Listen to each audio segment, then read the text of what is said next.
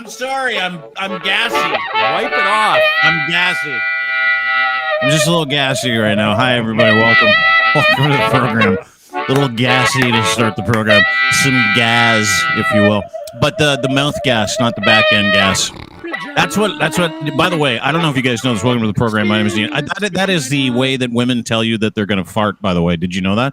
Is They say I've got gas. I'm a little gassy, or they say I'm having stomach problems, or I'm having digestion issues. That's what they say. They never come out and say I'm going to fart, which is a real shame because they should. Because every time they go, I'm feeling a little I'm feeling some digestive issues. I'm like, just say it. You have to fart.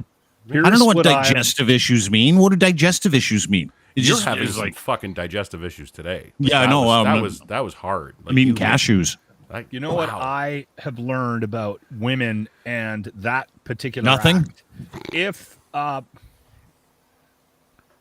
that's fair. Yeah. Nobody knows.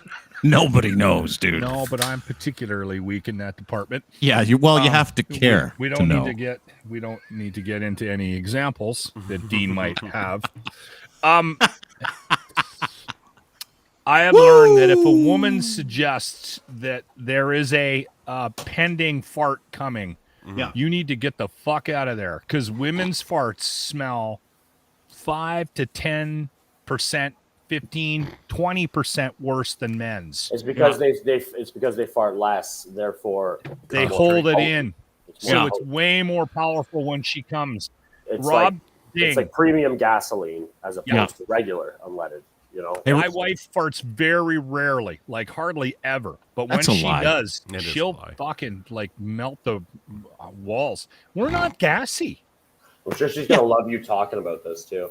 Yeah, that's why he lied, dude. Listen, Linz and I got him pegged. We know what he does on this podcast, right? We know what happens with Lachlan. What he does is this: he'll talk about his wife and say like she never does that kind of stuff, knowing full well that she does that. She probably walks in the room, does one of these, gives it the old truck air horn, lifts the leg, and then walks out, lifts the leg, says, "Hey, pull my finger, pull my thumb." One of those. I'm very burpy. Yeah, I don't fart. I hardly ever. Like I know I fart, but I'm more gaseous from my stomach than I am from my ass. Well, yeah, but I know. But you say like when men have gas or they're gonna fart, they're gonna announce they're farting, right? They'll be like, "I got to fart." Sorry, excuse me, or you'll leave the room. Women never do it. What's that? Unless I'm in an elevator. Yeah, I never say a word on an elevator either. I just grease it. Yeah. And then you look at the person next to you like, what the fuck did you just do? Was that you? You fucking pig. I love it.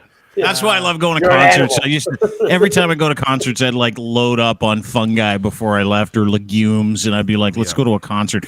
Because there's nothing better than greasing one in the middle of a show, turning around and looking at a guy go, is that you? Knowing full well it isn't.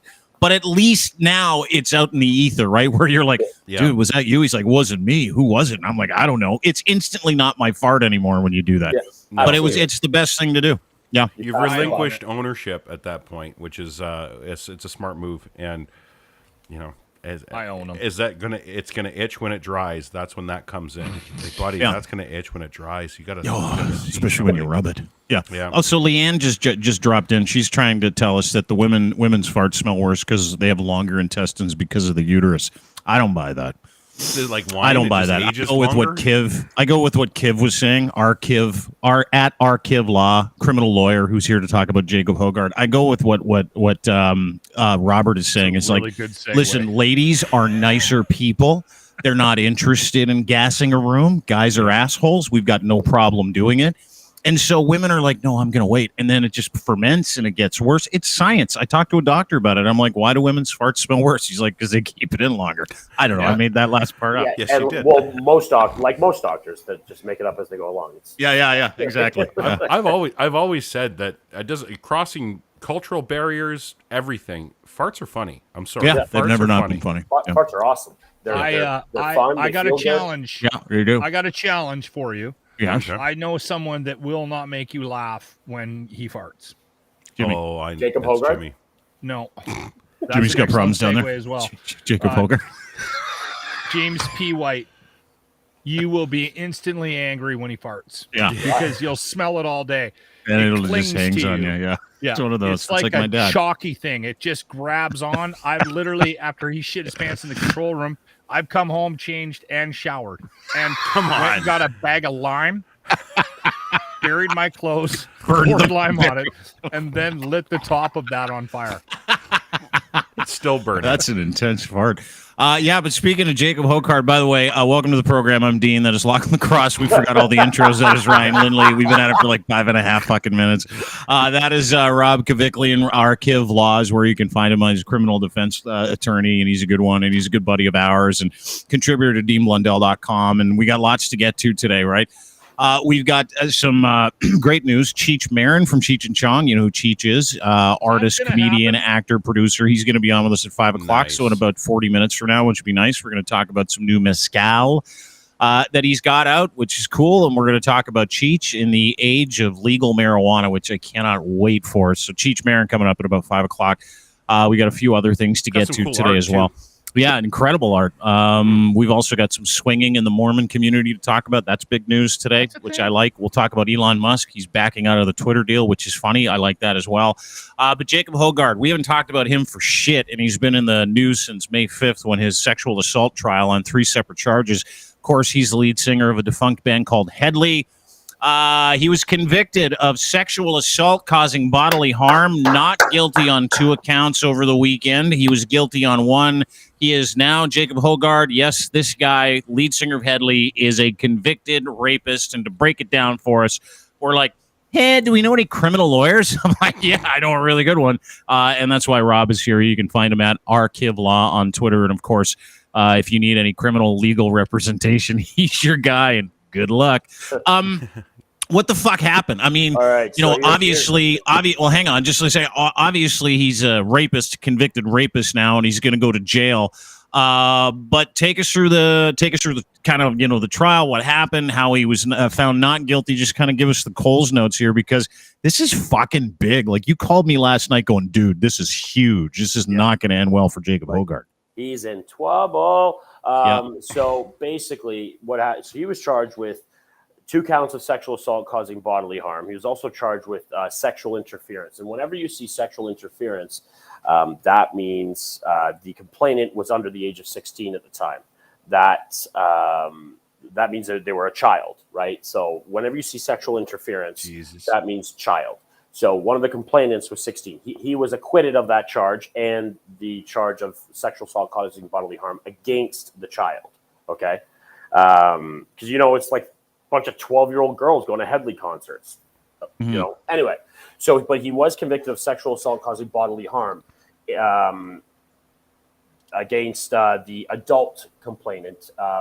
He had a Superior Court trial in Toronto at 361 University, and it was a jury trial. Okay, so he was convicted by a jury of his peers. This is one of the oldest maxims in law. Okay, 12 citizens decided his fate. 10 men and 2 women. This is the important part. 10 men and 2 women. Okay.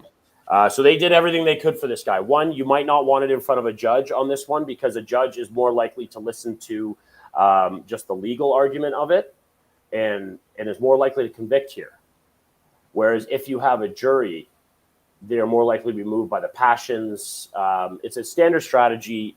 That's one of your biggest cards to play when you're in Superior Court, when you have a jury trial, is do I keep the jury or not? Right.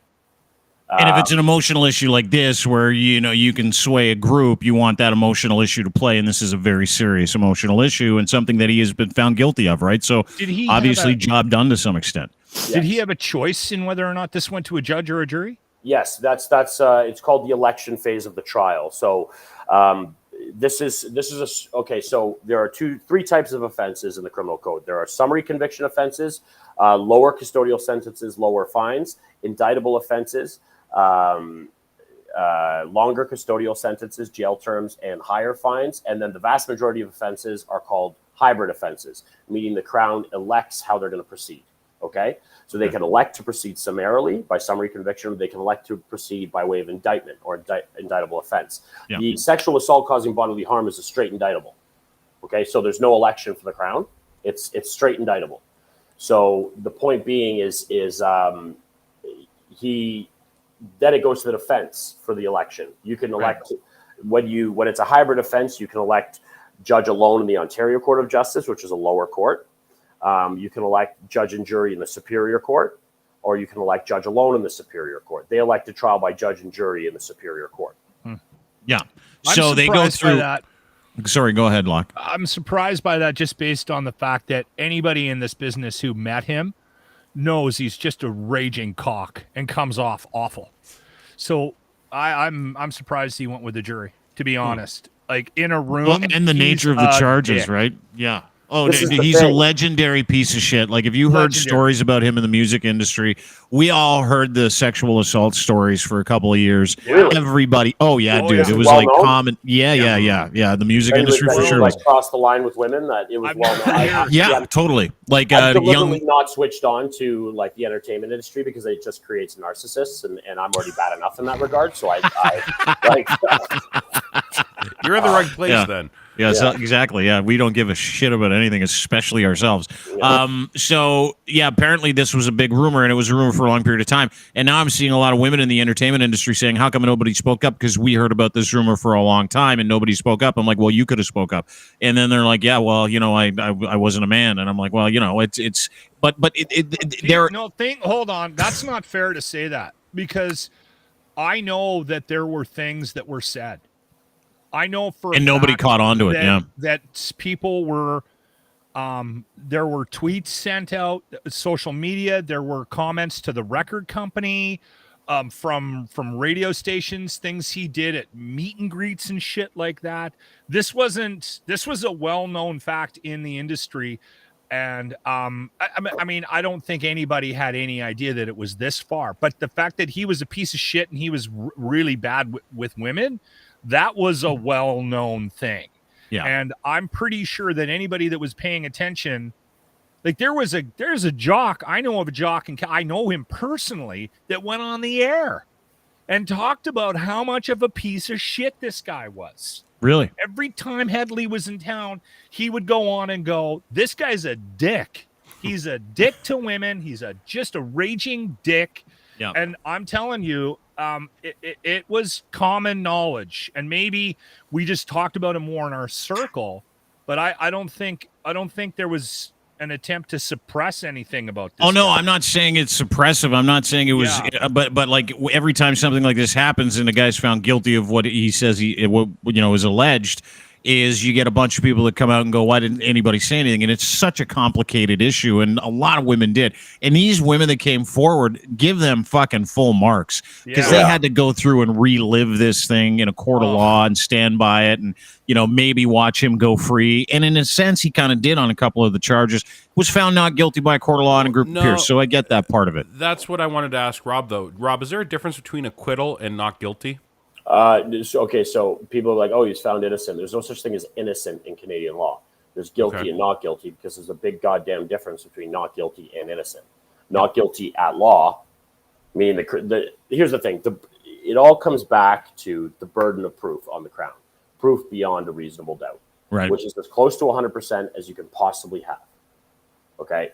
And so there's a huge difference between not guilty and innocent, right? Like I've walked out of court with guys being like, "You fucking got away with one here," like, and said that to them. And well, you pull this shit again, they're gonna nail you, And like, because like I've had judges say to me in trial, "Counsel, we know what happened here. We can all tell what happened here. However, the Crown hasn't proven it." You're kidding.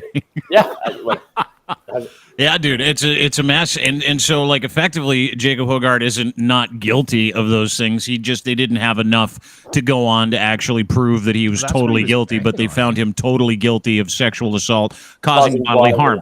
Okay, so that's a fucking bad one. Like, he's going to big boy jail, this right? Isn't just sexual assault. So here's the point: the Criminal Code, Section 272, every person commits an offense who, in committing a sexual assault, subsection A, carries, uses, or threatens to use a weapon or an imitation of a weapon. Subsection B, threatens to cause bodily harm to a person other than the complainant. C, causes bodily harm to the complainant. That's where it went. And then sub C, point 1, chokes, suffocates, or strangles the complainant. Now, if you look at, because this is, I won't be able to access even the transcripts because there's a publication ban on this. And even though I'm an officer of the courts, I won't be able to, and nor should I, quite frankly. But because then I'd know these girls' names, and that's not fair to them. So he was. Hold on a second. So I had it isolated in the article. So what he did was So the second complainant, this is the adult, testified that on one occasion, Hoggard dragged her by the legs into the bathroom and asked her to urinate on him, then said he would urinate on her, both of which she refused because she's a normal fucking person. Then, so later on, when he testified, he denied choking or restricting the complainant's breathing, but said some of the other things they described, including slapping, spitting, name-calling, and urination, were among his sexual preferences and therefore could have happened. He described the type of slapping he enjoys as more of a gentle tapping. He testified to, he admitted to this in open court. Yeah, fucking weird. Yeah, dude. It's and it's like, going through kind of the statement too. Like I was going through some of the statements and what and this is talking about what he did from a CBC article. Judy Trinrode, a Canadian rock musician, found guilty of sexual assault causing bodily harm after violently raping an Ottawa woman in fall of 2016. Jury acquitted him of sexually assaulting a 16-year-old fan. Former Headley frontman was also acquitted one count of sexual interference, which is with a minor, an offense that refers to touching someone under 16. The charge stemmed from an allegation the musician had groped the young, which he was 15 years old. Hoggard now facing a new count as well. It's not just these counts. He's got a new count that was delivered while he was in court, from what I understand it, of sex assault causing bodily harm, of which he was just found guilty and could go to jail for up to 14 years, as Rob said, related to an alleged incident revolving a third complainant that also happened in 2016 in Kirkland Lake. In reference, that was par for the course in Kirkland Lake, though. Yeah. The Ottawa woman, and this is in the closing arguments, right, of what happened is that he admitted he had these sexual encounters. The Ottawa woman told the court she did agree to meet Hoggard in Toronto to have sex. Instead of having consensual sex, she was raped anally, vaginally, orally, and at one point dragged by the legs into the bathroom, she told the court. Both complainants testified Hoggard spit in their mouths, slapped them, and called them derogatory names. The Ottawa woman testified Hoggard choked her so hard she feared for her life, and that is the account that he was found guilty on. If I'm to understand this correct, Rob. So at law, what she said is true now. Okay. So wait for the civil suit, but like Dean and I were talking about this last night, he's a Canadian rock star, so he's at best middle class. And he also had Megan Savard as his lawyer, who she's a partner at Hine and Hutchison. She's a stud, and she's not cheap. So yeah, and the criminal code puts the sentence here. In the case, first of every person who commits an offense under subsection 1 is guilty of an indictable offense and liable. Up to and including 14 years. There was a mandatory minimum of 4 years, but the Ontario Court of Appeal struck down the mandatory minimums generally as a violation of cruel and unusual punishment. Your rights under Section 12 in a case called Sharma. That's weeding its way up to the Supreme Court of Canada right now, and we'll see how it plays out with them. So you're looking at between 4 and 14 years in prison. No, on the lower than 4, because the thank Harper for this, all the mandatory minimum sentences. But the Supreme Court of Canada, or the Ontario Court of Appeal, which is one of the appellate, there's provincial appellate courts, and then the Supreme Court. So far as for criminal law in Canada, the Ontario Court of Appeal is seen as, if something passes the muster of the Ontario Court of Appeal, there's a good chance it might become law. Indeed, the Supreme Court of Canada will often defer to the Ontario Court of Appeal and the British Columbia Court of Appeal, because they have a number of judges who are certified legit experts in criminal law, whereas the Supreme Court of Canada, a lot of them are ex-commercial lawyers, one of my favorites, Madam Justice Abella, is a former labor lawyer. I love Rosie. I think she's tremendous. But the jurisprudence on criminal law coming out of the Supreme Court of Canada isn't great. I'll say that. Okay. So it's nice that they can admit that and refer it down to the appellates, though. That's actually really, we're lucky for that. And we've been hearing a lot about this mandatory minimum since the gun laws have been being spoken about a lot lately, and this is directly tied to that, isn't it, Rob? Yeah, the mandatory minimum sentences. So they've been struck down writ large in Ontario anyway. So it's not binding in other provinces, But in Ontario, it's binding right now because the Ontario Court of Appeal made it of no force and effect. Mandatory minimum sentences in the criminal code, but it's still weeding. And I know one of the lawyers, Marianne Salee, who's working on that. Another one that I'll be saying I used to know. Like she'll be on the bench one day shredding me. Rob, you had a question? Go ahead. I do. I have a dumb guy question because a lot of what you've just said makes absolutely no sense to me. So I'm going to bring her down to old locker level, that bottom 50%. I'm at the top of the 50%, but I'm in the bottom half of the intelligence of the overall population, which I'm quite comfortable with. You guys are probably in that top 50%. I'm like in the 51st percent, Locke. Let's not get. Yeah, you're the mayor of Bottom Town, is what you are. Yeah.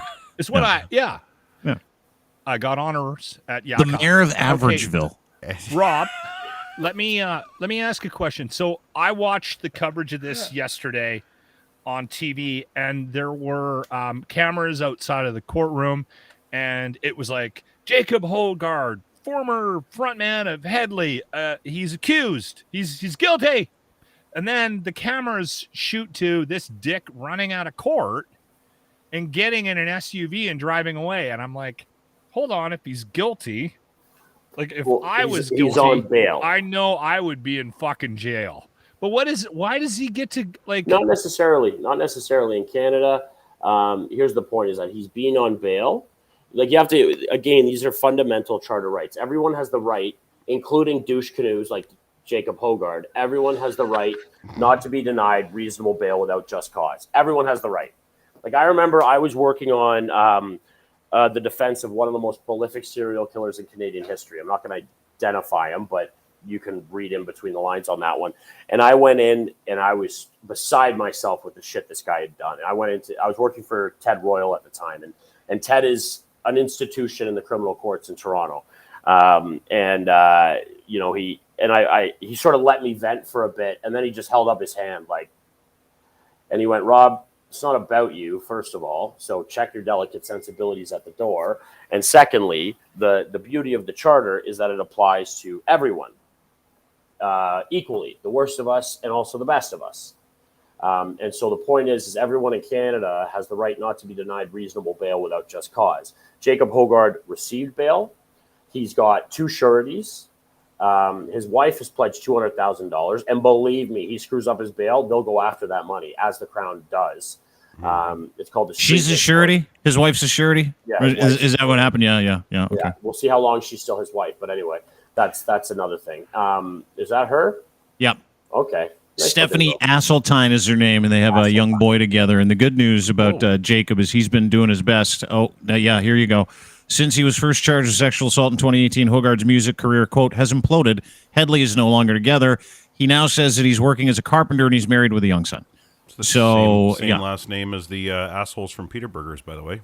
Asseltine. Yeah, it's an Asseltine. Anyway, yeah, I mean, what does it look like for him now? Like what? Well, they just restricted his bail further, so he's now got a curfew of between 10 p.m. and 6 a.m. I said to you last night, it wouldn't surprise me if he's wearing an ankle monitor, but he's not going to be wearing an ankle monitor. They will be doing regular compliance checks on him. The point is, what the judge has to do is balance the fact that, okay, this guy's now been found guilty. And the Crown, whenever you've been found guilty and you're on bail, the Crown always asks the judge to pull bail. Always. Yeah. Sometimes I won't even put up a fight. Like I'll just go, yeah, you got to go in now, bud. But sometimes I do kick up. Actually, most of the time I do kick up a fight because again, this person hasn't been sentenced yet. You got to let them get their affairs in order. It's not. Here's the point. His wife didn't do this. His son didn't do this. Right. Okay. There's people around this guy who are like these 2 brave women. Well, actually one because he was acquitted of the other one, and this other girl up in Kirkland Lake, it's not on them, right? And so he's got to get his affairs in order.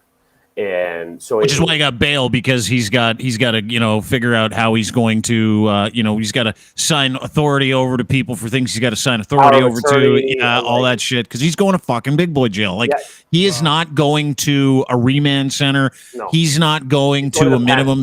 He is going to a federal I'm going to say it. Penitentiary. Pound me in the you-know-what penitentiary. Yep. Well, He's going where all the bad guys are going, and it's going to get fucking worse because not only was he found guilty and is he convicted fucking rapist, he's got to go into jail as a pretty boy convicted rapist. So what does a jail sentence like, let's say he goes in and they give him 5. Let's say they give him 5. And you've seen these guys. You've seen guys get convicted of rape, go to jail on that conviction. How is their tour of duty in prison when they find out that this guy's in jail? Like, how does he get treated in terms of conditional probability, judging by the things and people that you've seen go to jail for the same shit? It's not like it is in the States or the UK where they don't provide you any protection. They just, in the States and the UK, it's like, good luck. And they make it, and they make it known, like, yeah, this guy, yeah, like the guards will be like him, yeah.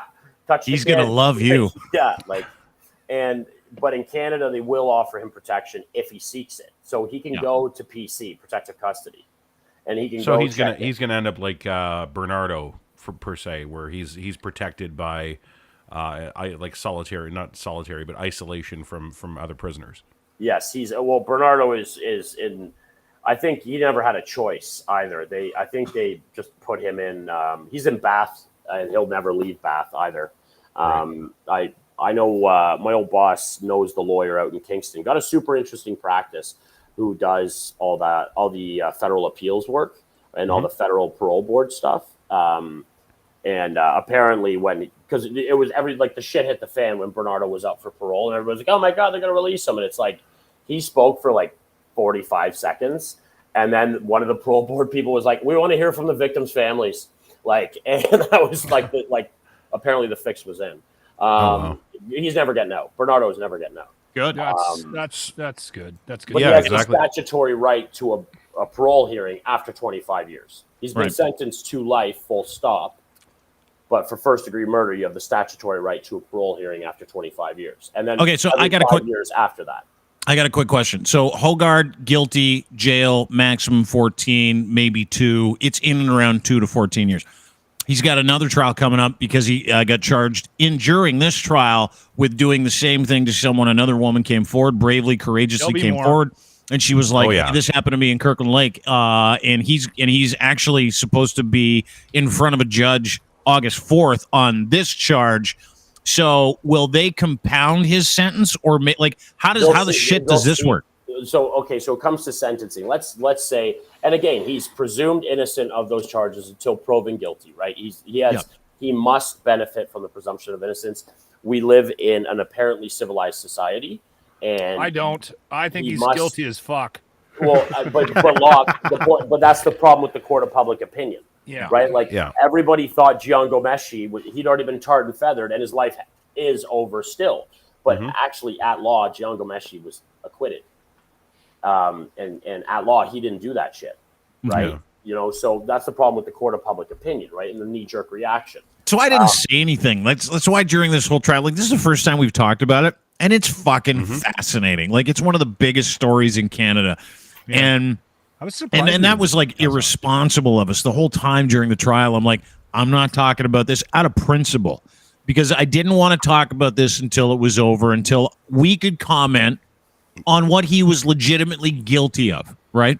Yeah. I know he's a douchebag. I know all about Jacob Hoggard ever since he was on fucking Canadian Idol or whatever it was. Yeah. I know all about the women that he's abused. I know how shitty he was to radio promos and radio people, and I know how fucking disgusting he is, and I know how grab-assy he was to people in the industry. I get it. So, I didn't doubt that any of it was real, but I sat and watched everybody on Twitter fucking embarrass themselves. And it was when it was going on, it was the Johnny Hurd, Amber Depp stuff at the same time, right?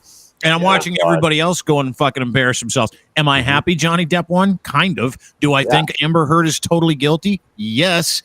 But at the same time, psycho. Right.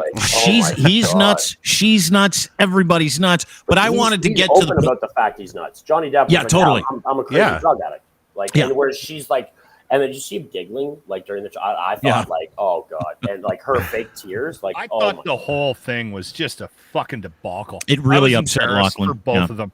I was mortified. I was disgusted. That was a civil trial though, so that's their lives like that in the public. I mean, I understand that. I understand that they're famous and all that, but one we're Dude, she viewing shit one in his more bed. worse than Hashtag me poo. me poo. That's fantastic. Amber Turd was the best thing to come out of that. The thing Wasn't is, I hope they both have no careers out. Can I just? I have a comment about the. He's doing the Pirates Jacob of the Caribbean Hoggard again. So you're not a Pirates of the Caribbean fan? No. I am huge. thing. Yeah. He's going back. I can see.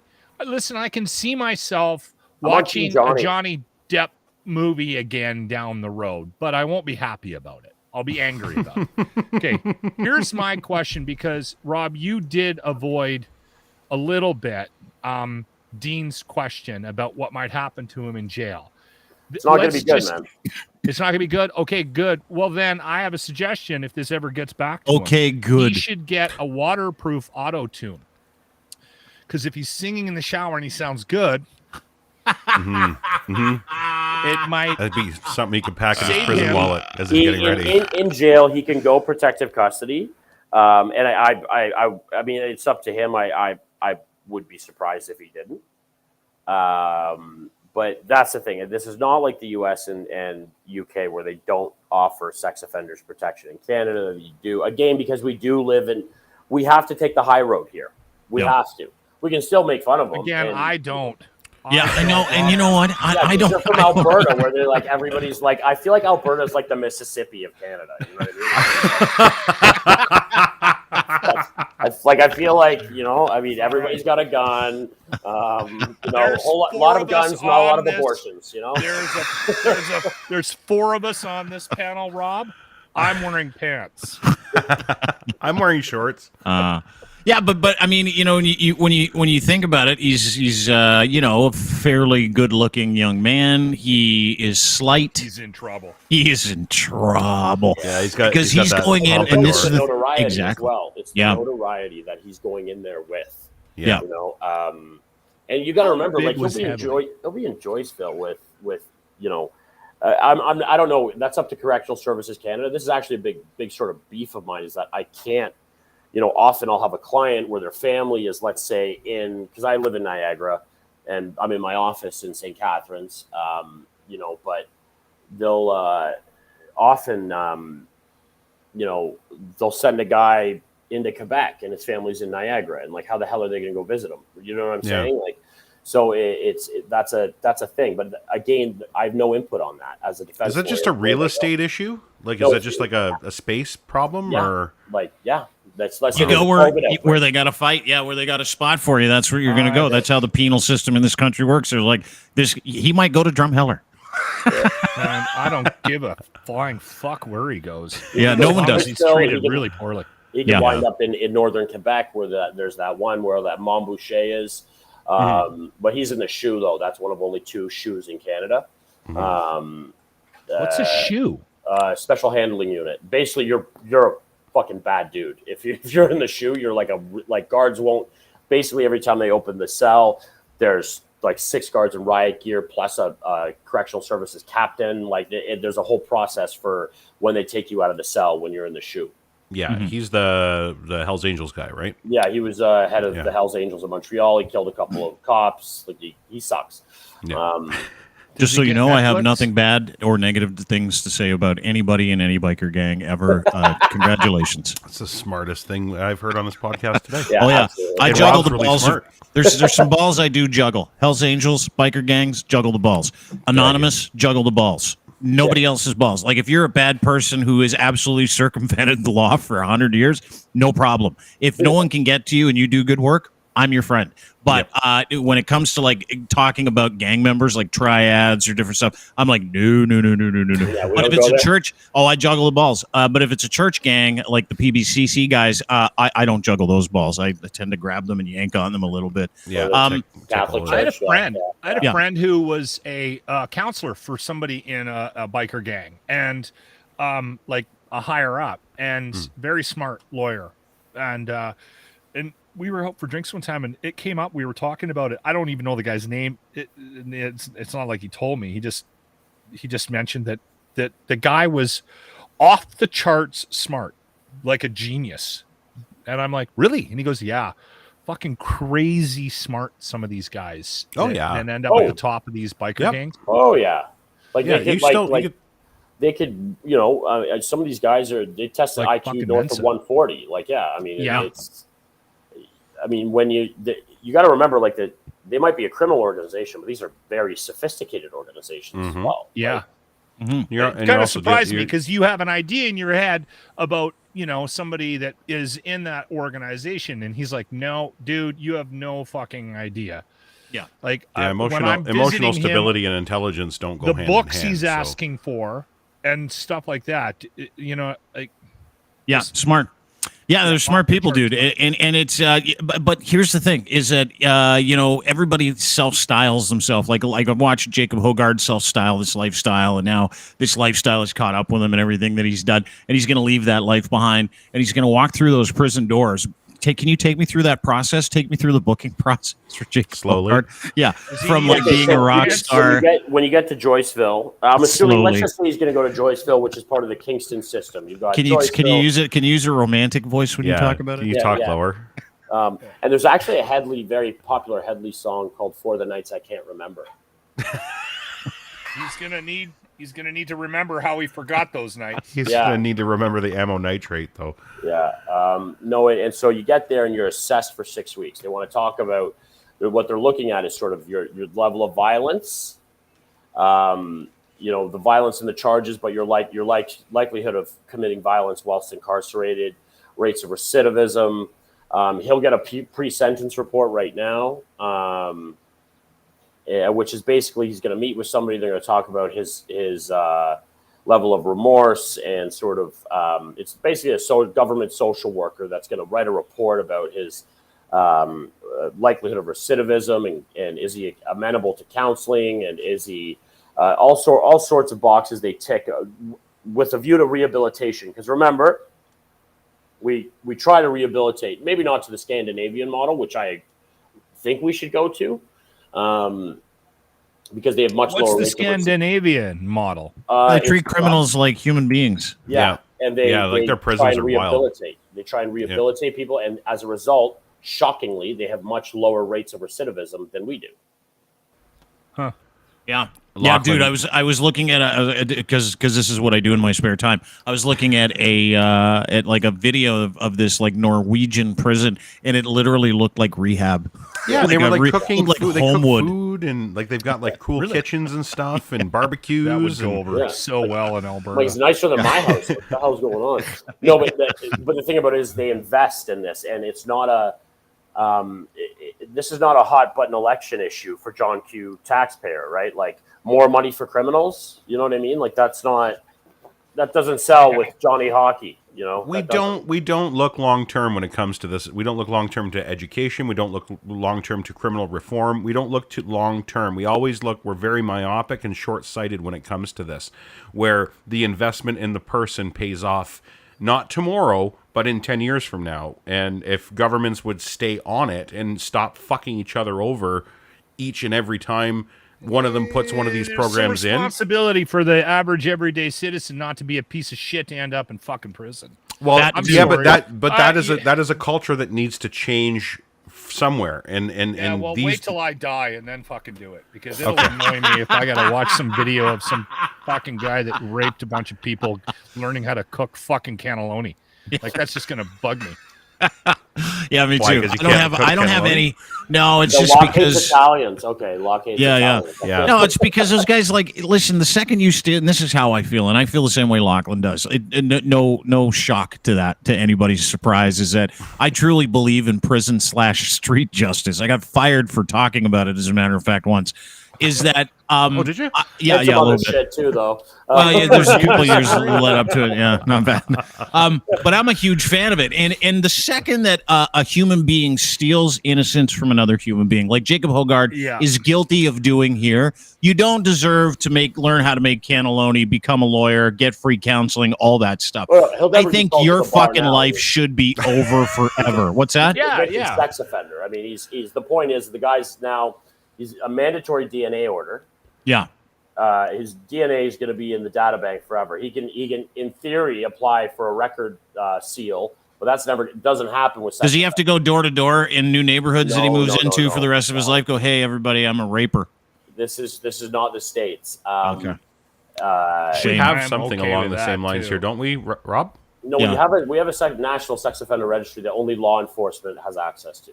Oh, okay. But they will call you. They'll call the neighborhood. They'll call the people. Yeah, see, there's been a sex offender that has moved into the neighborhood. Yeah, they won't tell you who it is. They can't tell you where or who it is. But hey, listen, it's so dumb. Just watch for the it's fucking bizarre. So dumb. Because in the States, they're like, hey, you go in and best of luck, and then when you finally get out, and after several assaults in the showers later, you finally get out.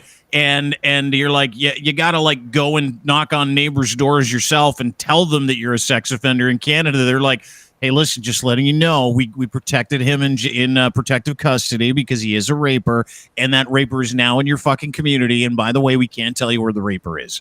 It's just a little game of hide and seek, right? Yeah, but like that's but down in the States, it's just a little ridiculous. By the way, we're gonna tell everybody you're moving in, and also. Everyone's fucking armed. Everyone. That's good luck. Literally everyone. Rob, listen, we appreciate you, brother. Yet? Yeah.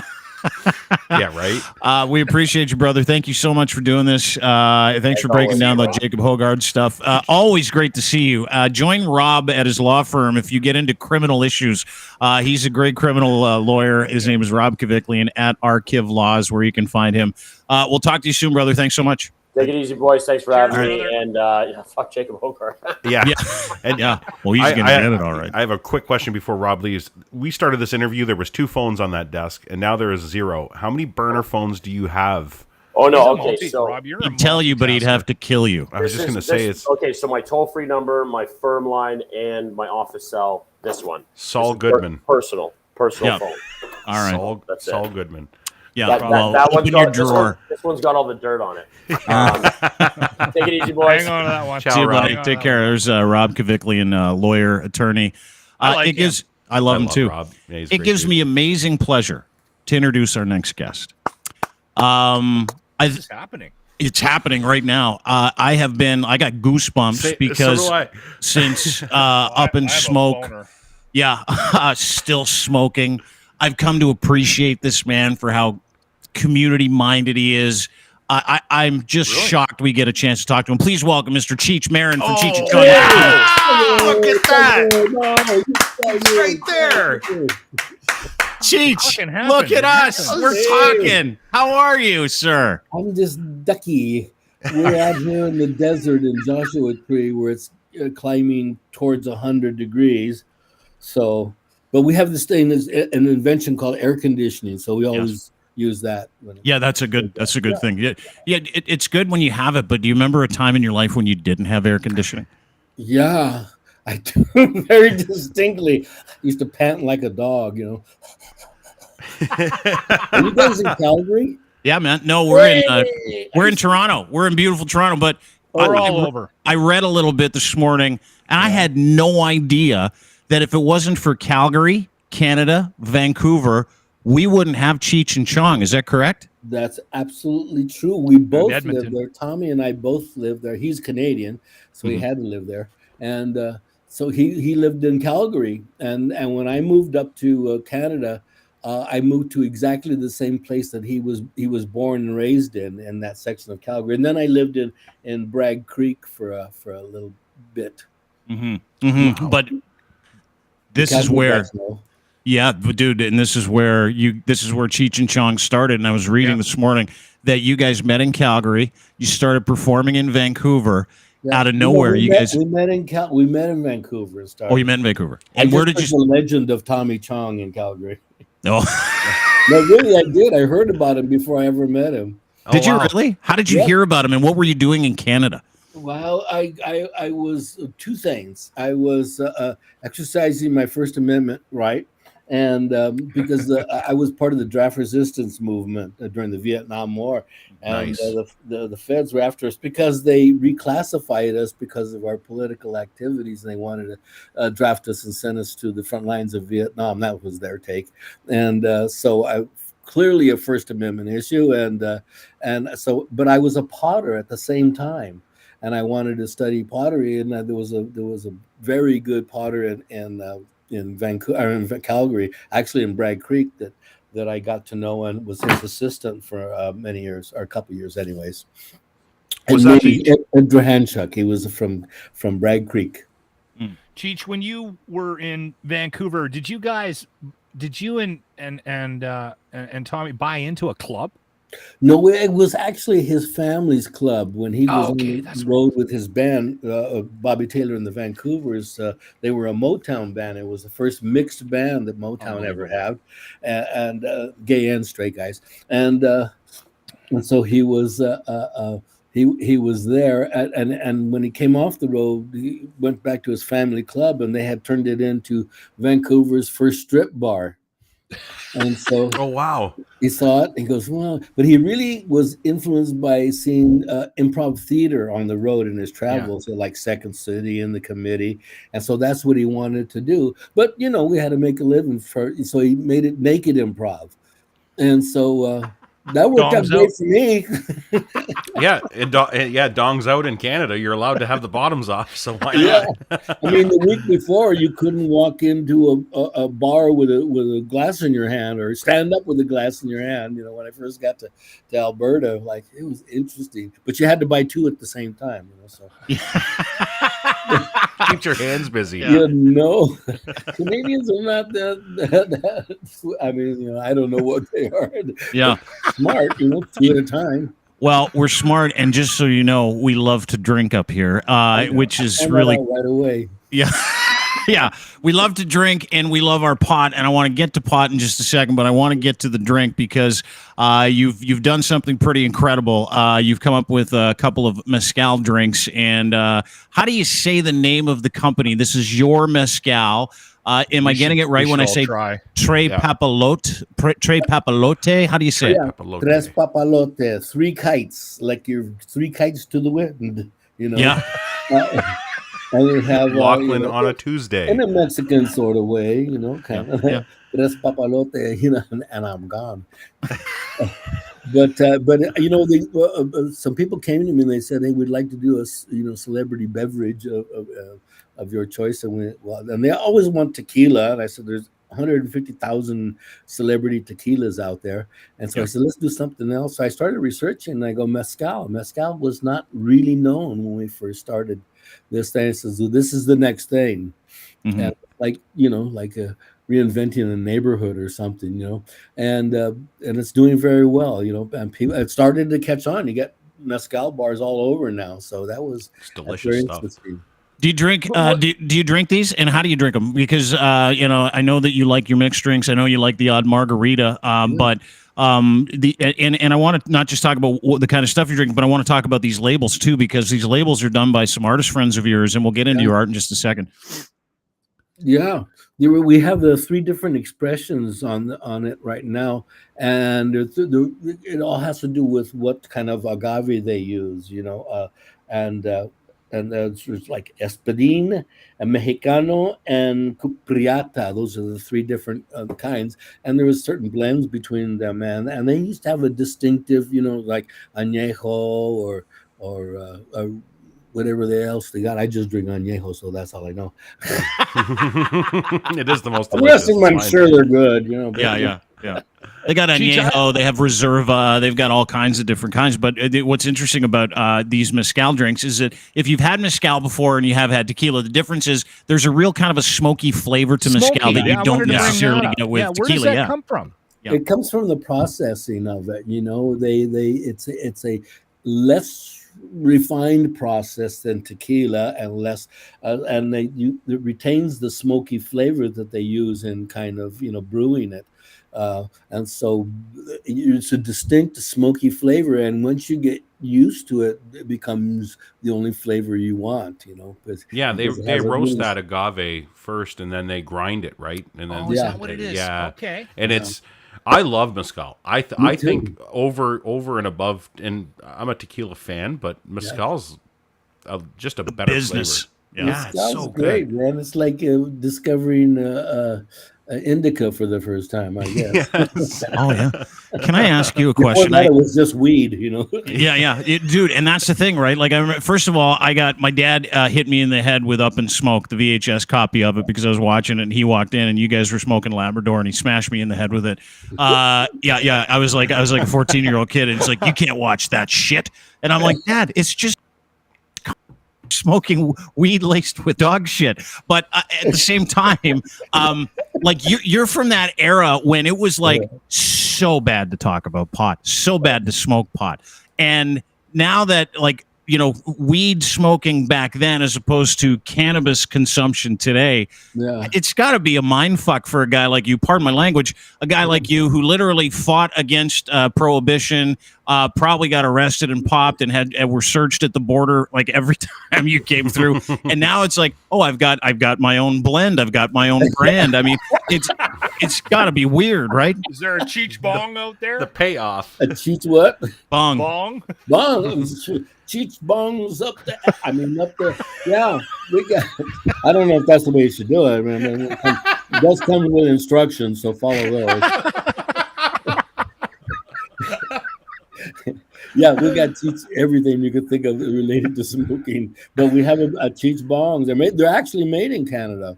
Oh, you're kidding? Oh, wow. And we have Cheech and Chong bongs too, and I'm sure there's Chong. Well, I don't know if he can do them anymore because that's what he got nailed for. He got put in jail for the bong. Yeah, he did 9 months at the Rock. You know. Yeah. But now, like, it's got to be weird watching everybody open up. Canada legalized it. In California, you can just literally go in and load up on whatever, like an indica, sativa, edibles that are like 1,000 milligrams a dose. Like, I mean, it's got to be weird for you, right? What is that like then versus now? It is like, what are you guys talking about? It's because in Canada, legal pot throughout the country.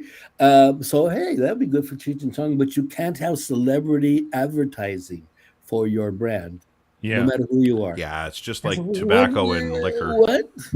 How do that work, Canada? Come we on, got weird rules around. Don't I get something off for that? You know. Yeah, we've got weird. Yeah, Lachlan, you're right. We've got weird laws. You can't have any beer, but you have to order 2 at a time. You know, it's like. Oh yeah, we used to have like the DeMaurier Center, the players' regattas and stuff, and even cigarettes you can't add here. They were cracking me up the first time I was in Alberta, and I go to one of these beer parlors. I was in Banff, and ladies and escorts had one exit or entrance. You couldn't walk in if you were a woman. You couldn't walk in by yourself into this bar, and they had their own. And you couldn't mix, and you couldn't stand up with a glass in your hand, but you had to order 2 at a time. Yeah, so ridiculous. Yeah. Okay, that's good. Yeah. We're progressive on one hand, but then we find ways to take it back and confuse everybody. Right? And then all of a sudden it was totally all odd. The next day there was naked women dancing on your table. You know. Yeah. It's the way we pacify the school moms and the churches up here. We'll let you do it, but naked, we have some rules. Don't fire a finger upside you. Yeah. Then we're going to arrest you. You can have it, but you can't advertise it. Okay, that's right. Yeah. Joe Blow can advertise it, but not Cheech and Chong. No, dude, we're so backwards here when it comes to it. It's like weed is totally legal, basically normalized. You can go around and you can get a nice indica, you can get a blend, you can get everything. I know you have private stash. I've looked for it. You can do all that stuff. But the second it says it has your name on it, like if you sell a blunt wrap up here and has your name on it, they won't sell it. And I don't understand. Nobody understands why. It's almost like they don't want to sell it, but they just want to keep people high. I don't get it. I'm just happy it's legal. I think that's in the Canadian national anthem. We will sell you weed, but not under your name. However it goes. That is it, actually. Good job. I mean, it isn't. You got the melody line, Cheech. Okay. Regina. But I've been busted at the border going into Canada, or found with weed 3 different times. 3? 3. And I always and the last time that it was Tommy, I was with him, and they found one joint in his house, and they took him to the constable or whoever there was in the RCMP at the airport, and the guy says, "Hey, I found this on Cheech and Chong," and he opens up, and it was a pen box, where you like a fountain pen or a ball, and there was a joint in there, and he looks at it, and he goes, "Wow, a whole joint, Cheech and Chong, huh? Get out of here! You're wasting my time." Pretty anticlimactic when you have Cheech and Chong at the border crossing and you're about to make a big drug bust. There was some. What do you mean the smoke didn't roll out? One time we went into Toronto. And to do the El Macambo there was this club. It was a very famous club, and everybody played there. And the Stones played there. We were having a great time. And so when we got there, somebody gave us this huge bar of hash. It looked like one of those giant Hershey bars, And we smoked as much as we could, and we gave everybody that we knew a big chunk of it. And at the end of the week, we still had a huge bar of it. It's like, what are we gonna do? We got to leave it here. So we go to the crossing the border at the thing, and where they search you, and Tommy goes, "Hey man, I got all these bags. Can you carry that bag for me?" I was like, "Oh yeah." So I got it, threw it up on the thing, and the guy says, "Well, what do you got in there?" So we got all our dope in there. Get out of here. Same thing. Get out of here. And I said, "Hey, God, we could have brought that weed or that hash." He says, "Well, you did,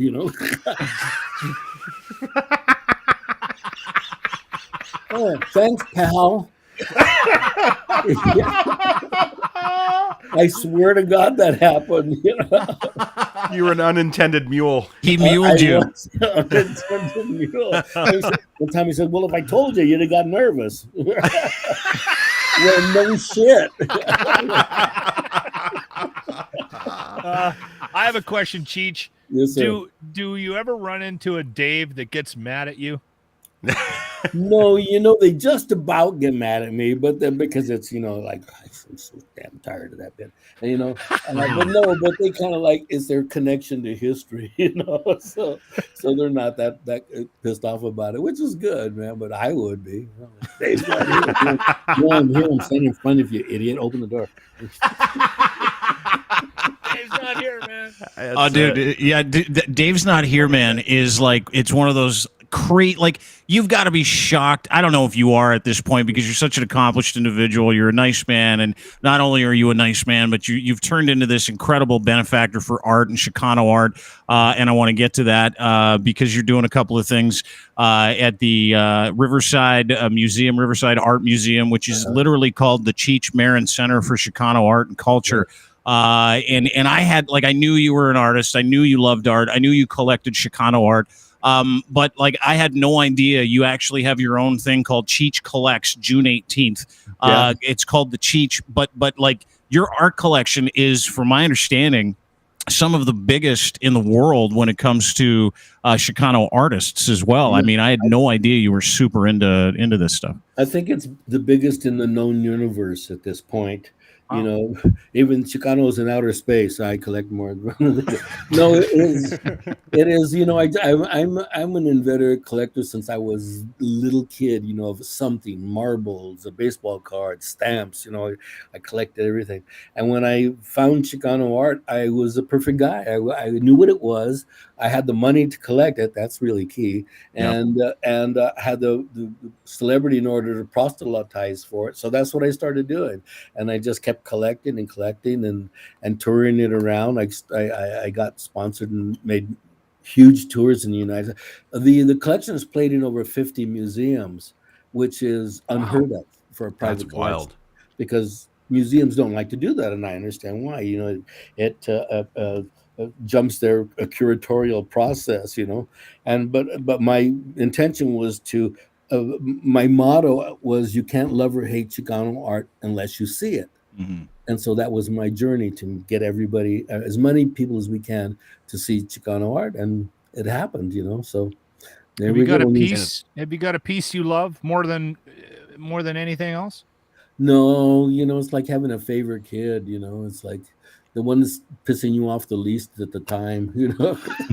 We all have a favorite kid. It's okay. You can know how that goes. Yeah. We all have kids. Yeah, we do too. Good about that shit.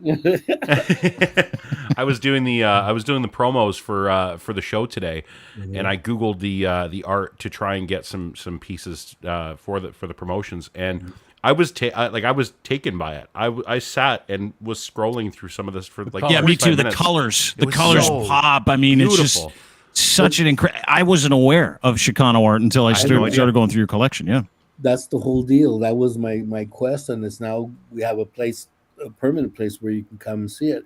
But it's I mean, because of the length of the duration of the school and the width from coast to coast, from California to New York City, and the description of culture of what it does, I think it's probably one of the most, if not the most important American school of art in its history. And it's continuing. It's going on and on and on. You know, we have Ashcan, and you have Hudson River Valley School, or all these schools. But this is a very long-lasting school that it's continuing to grow as we speak. When you were making Up in Smoke, did you think that you would become a like an art procurer, art dealer, art collector? Like, did you think that you see that? Because like when you're younger and you're out there and you're making comedy and you're making movies and you're in the space and you're partying and you're carrying on, you do have these interests, right? And art obviously was one of those interests. But is this a case of you just kind of morphing into this part of your life, or is this like something you've always wanted to do? I just didn't want to be a felon at that point, you know, so I was guarding against that. I was always a collector of something, and I knew about art and was educated in art from a very early age, from about 11. I had this group of cousins who were very bright young Chicano academics, and we all went to Catholic school, you know, and had a liberal arts education. And the head cousin Louis assigned us all topics to learn about, like AP classes, and go learn out about this and bring it back to the group, and then we'll all know them. You know, and so we turned to my cousin Ray Gino. You studied the Middle Ages, and Lolly, you study tech or something, and Cheech, you study art and bring it back. So that's what I did. I went to the library and started taking out all the art books and look at every Saturday. I'd go down there and look through every book they had. And at the end of that process, I knew a lot about Western art, you know. So and I was 11 years old at the time. And so I made it a point to always go to museums and see these paintings live, because you have to see paintings in person to really get the full effect of them. I mean, you know, you can see them in reproduction, but paint is a real a wonderful medium that takes a lot of form. And so I always encourage everybody I could talk to go to museums and see these in person. Do you get high before you go to these museums? I would. Sometimes. Do you have any plan to take the exhibit international, like up here to Canada or over to Europe? Before, yeah. I was supposed to do the big museum in Vancouver before this offer came through, but we've been to all over the world, a lot of places in France. Bordeaux, we just did a big show in Bordeaux, France, and that was incredible. But I want to make international connections, you know, because we have this program. Most cities have it called the Sister Cities program, and we find sister cities to do exchanges with, and that's what we're looking for next. You know, once part of the collection is not up, you know, to do an exchange with some other sister city that we get to know each other and we become an international destination, because that's the process that we want to do right now. Beautiful stuff. Cheech, are you working on anything right now? I know you're constantly his golf game. I heard his golf game. Oh, okay. Is there anything in particular you're working on, even if it's like a picture or a writing project, or well, funny you should say that. I did 3 movies last year. One of them has already come out. I did the big Cheech Nash Bridges movie. It did very well, so we're waiting to see about that, if it does more well. Awesome. And then I did a big rom-com with J-Lo called Shotgun Wedding, and that'll be out, I think, in July. I think July forth around that. And it's really good. A great cast. It was Jennifer and Josh Duhamel and myself and Lenny Kravitz and Jennifer Coolidge and Darcy Carden, and it was a wonderful experience. And we shot it in the Dominican Republic, and so that was cool. Oh, Go from COVID to the Dominican, And then I did I just finished a picture in December with Woody Harrelson in Canada, in the Peg. We were in Winnipeg. He was filming in Winnipeg. You're on that project. I was on that project, Very cool. And it's called Champions, and I'm not sure when it'll come out because I'm not in charge of that part of it. But it's a very good movie. It's a really good movie. I just went and did ADR for it the other day, and it's going to be really good. So that's a comedy, Cheech? That's a comedy. The one you were the Champions is a comedy. Yeah. I think it's good. I think. They laugh whenever I did something, so I assume it's a comedy. You never know.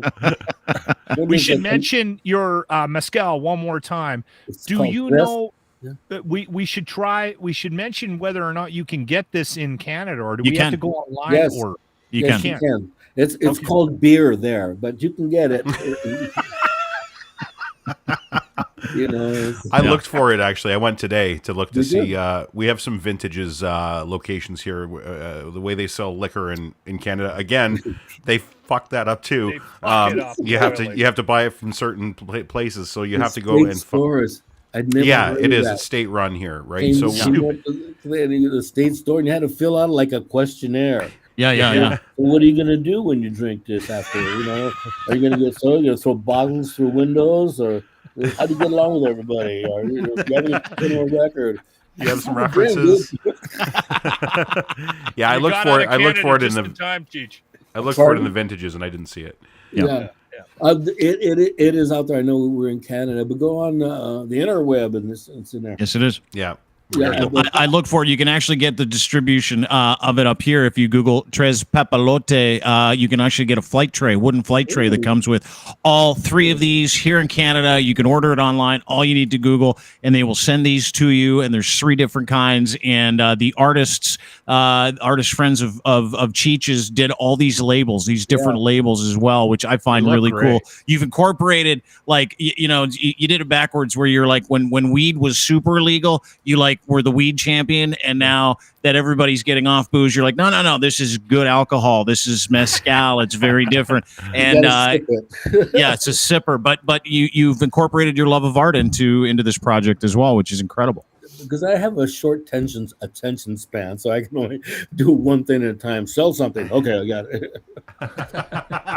Well, you did. We should put that webpage up on the. Yeah, we will. It's in the descriptions, actually. Yeah. The link to it is in our description, so people can actually go order Cheech's mezcal, which is available anywhere in Canada. Do that flight tray. It'll be really good, man. I like it as a mixed drink too, because I like that smoky flavor that it imparts. And it's really cool once you get inured to it. You don't want anything else.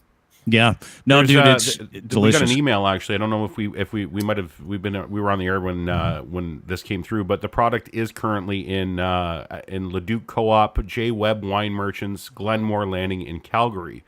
So Lachlan can definitely. I'll go down to Leduc. That's not. Yeah, you can order it online as well. Cheech, we're gonna let you go because I know you're busy. Cheech, thank you so much. It was such an honor to meet you. Thank you for forming my childhood. Thank you for making me get into fights with my dad after I watched Up in Smoke, and still smoking, by the way, because I had to go and sneak that one in. I don't know if you know this, to this but you were day, every he's still 14 smoking dog shit. Yeah, me too. Yeah. And as someone who really appreciates the plant for what it does for me, and as a non-drinker who uses that as cannabis therapy, you were a fucking pioneer when you were doing that stuff. So thank you. I should get a tax write-off for that. You should. Like a pastor or a doctor. Cheech and Chong should be in the Rock and Roll Hall of Fame too. I don't see why you're not. I mean, if there's any comedians that should be in the Rock and Roll Hall of Fame, it's Cheech and Chong. Agreed. We got to start that. Other musicians cover our stuff. Right? They do. Yeah. Dude, you're like a cult hero. I don't understand why they're like, if Wham can be in the Rock and Roll Hall of Fame, there's a fucking really serious disservice being done to my friend Cheech Marin and his friend Tommy John. Spread the word. All right. Let them know where they live. You got it. Cheech, my pleasure. Thank you so much, my friend. Thank you very much. Great to meet you, man. Yeah, we'll see you soon. Cheech Marin, ladies and gentlemen. His mezcal is called Tres Papalotes. It's really good. You get a wooden flight tray. It comes with 3 branded Tres Papalote glasses, tasting note card. You can enjoy the experience. 3 different kinds. Thanks to Lisa and everybody for setting that up. And thanks, Locke, for setting that up as well. I had no idea that he was that into art. Wow. That was kind of cool. With this, I'm glad we dug that up, Dean. Yeah, it's a great rabbit hole to fall in too when you actually go Google it. Like there is some really, really stunning shit on his that's attached to him and that entire exhibit. He's also wildly modest. I mean, if you looked on his back wall, he's got a bunch of diplomas. And I have heard that he has through his entire life has continued to learn. Mm-hmm. And I was wondering if he was working on anything right now, right? Like, he's very well educated. His first name is actually Richard. Did you know that? I did know that it was Richard. Yeah, I pretend it's not. His first name is Cheech. Cheech. No. Yeah, Cheech. Do you know how he got his first name? Cheech Marin is what his uncle called him when they brought him home from the hospital. He was a little baby, and it means pork rind or pork chop. Because he's just little tiny, little chubby kid. Well, and so he called him Cheech is his nickname, right? That's not his legal name. No, Cheech is his nickname. It's not his legal name, but everybody calls him Cheech. And except for obviously people in his family might call him Richard. But when he and Tommy Chong got together, they were trying to come up with like a name for their act because they were going to be doing some acts in Vancouver on stage, as you pointed out, at that strip joint. And he was like, well, what do we call Richard and Chong? He's like, no. He goes, do you have a nickname, bro? And he's like, my friends call me Cheech Marin. He's like, Cheech and Chong. And it was always Cheech and Chong. Yeah. And from that, we've got 51 years of history. Like, this guy was smoking pot back when everybody was saying that if you smoke pot, you're going to just turn into a crackhead. And that's just what happens. Like, when everybody it was super illegal. And they were making movies about it, right? Like, fuck, dude. Even 20 years ago, making a movie about smoking pot or being a stoner was like bad business. And now, like, he's come full circle where he was making movies about it while Tommy was getting arrested for selling bongs out of the back of his garage. And, they're driving around, they're getting busted at borders. And he's like, and the thing, he was such a cult hero back then, and you heard him mention it. And if you read a little bit about Cheech, it was amazing how many law enforcement officers would like pull this guy over. Border security guys would pull these guys over and go, we can't arrest Cheech and Chong. We got to let them into the country with all their hash. I wanted to ask him about that. I wanted to say, like, how many times were you let off just because of who you were, because people just loved you? It doesn't matter if they were law enforcement or not. There's no way you didn't love these guys. There's no way. You know, it's funny. I interviewed Tommy it's been longer. It was longer than that. And if I'm not mistaken, I think I put that up on the Locker Room YouTube page. I should go back and listen. But I think he told the same border crossing story about giving Cheech a brick of hash. Of hash. I'm pretty sure he told the same story. That's a fucking great move. Power move. Hey, man, hold these bags for me. And she's like, no problem, man. And so he holds the bags for him. He comes across the border. He's like, I wish we would have had that hash. He goes, you brought it across the border, bro. Thanks. What the fuck? I couldn't tell you or else you'd be nervous. Like, how fucking perfect. What a great plan. I'm glad they're still around to see that switch, that culture shift. You know what I mean? Like everything that they worked so hard to drop the stigmas on, and they're actually able to see the fruit of that. Yeah, but he's like 75 now. He's like, I know this could have come around when I was like 30. That would have been fucking nice. Yeah, but it's like, you know what it's like? I always say, like, oh yeah, we're gonna erect a statue for this guy after he's dead. Why didn't you put the statue up before he died? You know what I mean? They're getting to see their statue. You guys really can put the statue up after I pass, okay? Well, we have it in. We have it in. We will. We will. Some stuff we didn't get to is, of course, Oilers down 3-0. You guys have a game tonight. While you guys go. Well, no, you got to come back because we need you for this, because there's some worse news. There's worse news about tonight's game, and I'm going to give it to you when you come back. Yeah, go get it. Go get your pint. Lachlan's going to go get a beer. We got an Oilers game to get to tonight. We've got a Mormon swinging club to talk about. I also, if I'm not mistaken, I think we've also got something else to talk about real quick. Locke will be a fan of this when he comes back, but this is a long time ago, 1944. Today, 1944, the Allies took over 10,000 casualties, including 1,074 Canadians, of which 359 were killed during the largest seaborne airborne operation when they stormed the beaches of Normandy, France. Lest we forget, that is today. I just want to say quick thank you to the men and women in that serve our country in uniform, and these people that did make this sacrifice for us back in 1944 to turn the tide of the war. And today was the day where it all happened. This is D-Day, and it happened on the beaches of Normandy, France, Juno, France, etc. Army Chris put out that out this morning, and I'm like, yeah, you know what? That's important. That's an important thing to remember, because we're pussies. Like, I'm watching people go across the country, camp out on main streets and wave their flags and talk about freedom. These guys literally jumped out of a moving boat into water that was being pelted with 50 caliber bullets by thousands of Germans on the hill above them, and they kept going. And so I've got all kinds of respect for people. This is real courage. The shit that you see with people like this happened yesterday, I think, in Niagara. You see these guys, these fucking idiots?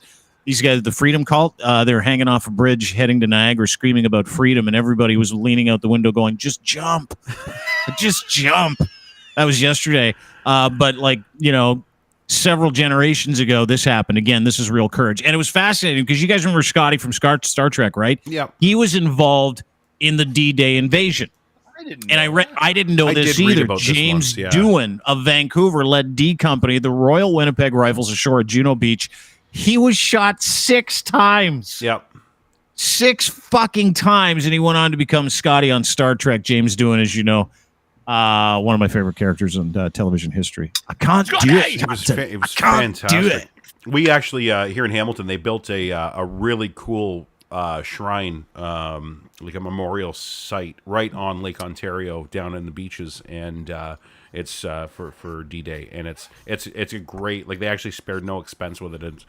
It's one of those things you can actually be proud of. So yeah. How fucking lucky are we that we the luckiest? Never, I mean, I'm 52, man. I've never had to experience conflict. When I drive to work, no one's shooting at me. No, we're so lucky. I think we don't. I know I don't. I don't know if I appreciate that as much as I should. We get caught up and. I don't think we do. Like, I was reading, it was Army Chris's tag that I actually put up, and he put this tweet out today, and the video, these are Canadians that are literally running into the water that's being pelted with machine gun fire from the and artillery, and they're like, fuck, let's go. And you're right, like, we forget about that kind of courage, right? It's so fucking foreign to us, and we get all bent out of shape by someone telling us that we need to get a vaccine in us, or we get bent out of shape by telling somebody that got to wear a mask. Or even more trivial, I get pissed off when my neighbor parks in front of my fucking house. Yeah, that's true. I mean, how you get a little crazy. Is that? I had a veteran once tell me that not to feel guilty about not knowing everything, because what they did was for that reason, was to shield us, to make sure that we are protected from it. So it was a nice way. It was a very polite Canadian way of saying, "Don't feel bad, please. Sorry, don't feel bad. You're an idiot." Yeah, exactly. Now go get me another beer. Did you say that? Kind of, right? So I get it. And then you like you say, you put that picture of those fucking idiots on the bridge in Niagara. Yeah, and they literally don't. They there's like 5 left. There's 5 left. They equate. What do you call it? The oppression to them is literally a minor temporary inconvenience, and that's the luxury that we live in a first world democracy. That and that it always rings back to that what that veteran told me, and it's like, can you get mad at them for their ignorance? Yes, but we're really fucking lucky that we have the luxury of standing on a bridge pretending we're not free while people are freely driving underneath. Oh, dude, I support the ability that people have to be able to do that, to be able to protest. I hate all protests. Doesn't matter what the protest is about. Very, very rarely will I go, yeah, that's a fucking great protest. Good for those guys. Doesn't matter what the protest is. So these protests that were done in like faux tyranny with faux dictatorship and trying to tell everybody. And then, it's D-Day, and all of a sudden D-Day on Twitter. D-Day on Twitter is a big deal up in Canada because we're really proud of the people that serve this country, right? And we played a big role in it. And I'm seeing all these pictures and memoriams of people who actually got on an airplane or on a boat, went across the fucking water, got in airplanes and jumped out of them, or got on other boats, and drove across the English Channel in like fucking hellfire, going, yeah, we're here to help those people. And these guys can't even put on a mask for us people. It's fucking bizarre, and I don't want to fucking sit on it. But thank you to our veterans. Monkeypox. Yeah, very, very big thank you. Yeah, absolutely. A huge thank you. And another thing happened that we didn't get a chance to get to, and it happened yesterday. Have you guys noticed this rash of like hatred? I told you the rash is going to go away. It only rubs. It only smells like that when you rub it. It's just in my crotch area, and I've been the crotchal region tonight and putting a fan on it, and it'll dry up. Good. Okay. Good. Put a little Vaseline on it. You'll be fine. Take that. What was that? Lysine. That shit doesn't work. I mean, it is amazing because. Yes, 2 days ago. So 2 days ago, I walk into, I'll tell you the name of it, Firehouse Subs. Doesn't matter. Walk into Firehouse Subs. I was coming back from picking up my kid up at work. I'm like, I don't want to cook tonight, so I go into Firehouse Subs. And I don't like conflict in public. I'm one of those guys that, like, listen, if you want to go, I'll go. Me I don't neither. care. But, yeah, right. But I watched this woman get upset because she was waiting for her sandwich and it took too long. And I was physically triggered to the point where I'm like, I need to leave or I'm going to say something to this person. So I turn around to my son. I go, we're going next door to Popeyes. We'll just get something there. Because I can't sit in this room because I'm going to say something I'm going to regret. So for her fortunateness that day was me going, listen, I need to leave. Otherwise, I'm going to say something awful to this person. Because she's a piece of shit. Anybody that takes like extreme pleasure in shitting on someone trying to make them a sandwich or make them a coffee is troubled, emotionally detached waste of shit. Yeah. Case in point, this happened in Starbucks the other day. I wanted to bring this up. If you order a coffee like this woman ordered a coffee, you're a fucking dick. You're a fucking dick. I want you to watch this. This barista trainee was taking a little too long making her low fat. Well, I highly doubt it was low fat. Probably not. It was she probably ordered the full fat, if you ask me. Would you mind putting extra fat in that for me? Could you just make it out of butter? That would be great. And whipped cream. But pour an ounce of coffee on it and just give it to me. But I want you to watch this woman literally order a coffee from a human being like this human being is a piece of shit. It's crazy. Training program that the city pays. It is not illegal to yell here. Excuse me, ma'am. You are helped when you are visiting the city. Would you please ask your family to correct it? You have been fired and sued several times. I will not leave your bullshit store. You have been asked very loudly about your family's contracts. You do not live off this salary. Goodbye, with the understanding I ask quietly and it is not illegal to be loud. Get the fuck out, lady. Wow. Fuck out. Wow. That's something else. Yeah, that's a mental thing. Yeah. Hey, whoa. She's got issues. Yeah. You don't know it's a mental thing. You don't have a diagnosis. I do. I'm a doctor. Maybe she's just a huge bitch. She was vibrating. Did you see Yeah. that? That's something. Program that the city pays. It is not illegal to yell here. It's not illegal to yell here. And she's doing it in cadence like she's some kind of fucking robot. Excuse me. So I love do we her know face. why she was upset? Ma'am. Yeah. Her coffee was taking too long. This barista with the red hair who thinks it's fucking hilarious. God, I love her. And same with the other guy. They think it's fucking hilarious.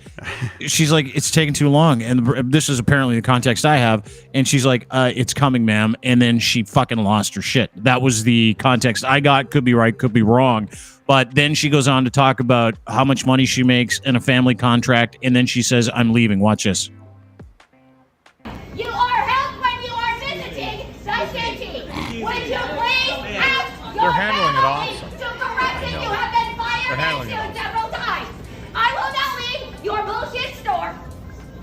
You have been asked very loudly about your family's contracts.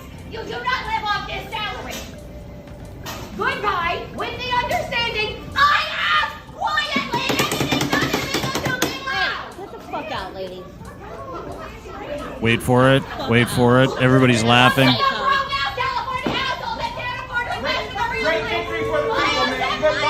Yeah, there she goes. There she goes. And you know what happens to someone like that? You know what happens to someone like that after they lose their shit in public? Here's what they do. I'll tell you what, because I've done that. You've done that? Lachlan's done that. Oh, yeah.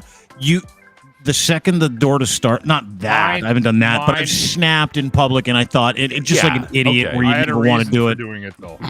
But, you know, I'll tell you what happens, because, Lach, and you can tell me if I'm wrong.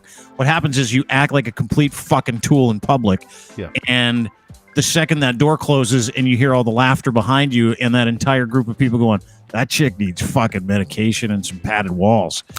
By the time she got to her car to unlock it, the full embarrassment sweat started to pour down her face and down her back, and she got in her car and she probably collapsed and started crying because she's like, oh my God, everybody hates me because I can't keep it together.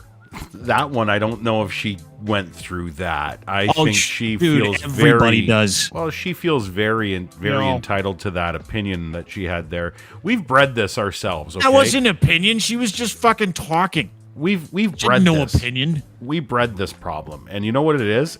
Remember when you used to walk into a store and ask for a cup of fucking coffee? We've made it so goddamn pretentious, and I'm guilty of this too with food. I totally get it. I just think we've spoiled ourselves to that's fucking... wrong.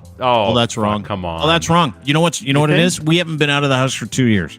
That could be it too. Yeah. And that woman totally forgot how to interact. And she was a fucking hot mess before the pandemic, and the hot mess made her even more of a hot mess during the pandemic. And she went to Starbucks and she's like, can I get a coffee? And they're like, sure, that'll be 5 minutes. And she fucking went into overload because she's like, I have no idea how to talk to humans anymore, so I need to fucking scream and yell and act like a fucking lunatic. That's very, very and that's possible. all I see. Like, I saw this fucking lady losing it in a Firehouse Subs yesterday. I'm like, I'm going to say something if I don't leave, because I can't.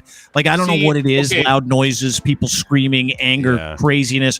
I go fucking off the deep end to the point where my dad is worried about me sometimes. He's like, son, did you have to call that person a piece of trailer shit when we were leaving in Esso? And I'm like, probably not. And he's like, well, yeah, that's a good lesson for you right there. I go, but Dad, I can't fucking help myself. That's why I don't sit behind like home plate at my son's baseball games. I don't go into areas where there's like lots of fighting and because I don't trust me in that situation. Sporting events for the kids. Dean stays in the car.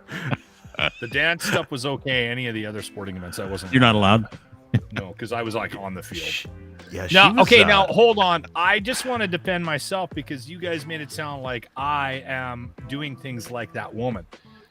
When I lose my shit, it's generally for something that it deserves to be said out loud. Like A&W coffee. Okay, now listen, that dick. That was 3 times. He started the coffee when I got to the window. The 3rd time I lost my shit. I was embarrassed by that one.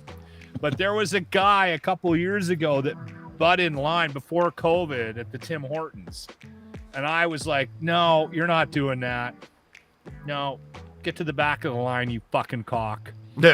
And he looked at me like he was going to kill me. And I said, I don't fucking care what kind of look you give me. And this is in front of a whole, like the restaurant was packed. It was a busy day.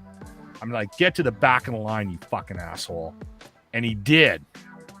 And I got my coffee and I'm walking out, and he decided he was going to skip coffee that morning and he was going to walk out with me. And he was going to tell me that if there wasn't cops in the Tim Hortons, which there was when I did it, I didn't notice it out of the corner of my eye. I noticed when we were walking out.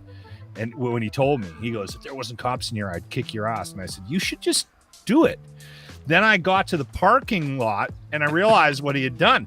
He fucking drove right up, put the fucking hazards on his truck, and walked in and just walked right to the front of the line. So he is just a complete cock. Total cock. Now, I would go out of my way to point that out. That was a guttural cock, by the way. Total cock.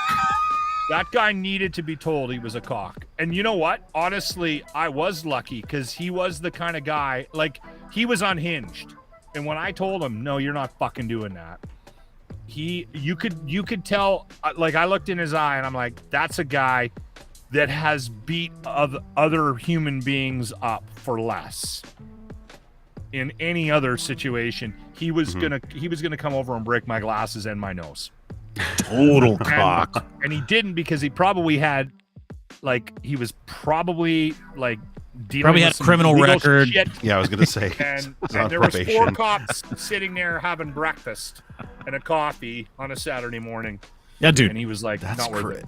We're in it now. Like I've seen probably 5 or 6 arguments, and everybody directs their hate at the cashier. Our buddy DaCosta, who's always in the comments, he's like, I fought the guy at the till and the douchebag customer. I'm banned from Walmart at Mississauga Square 1.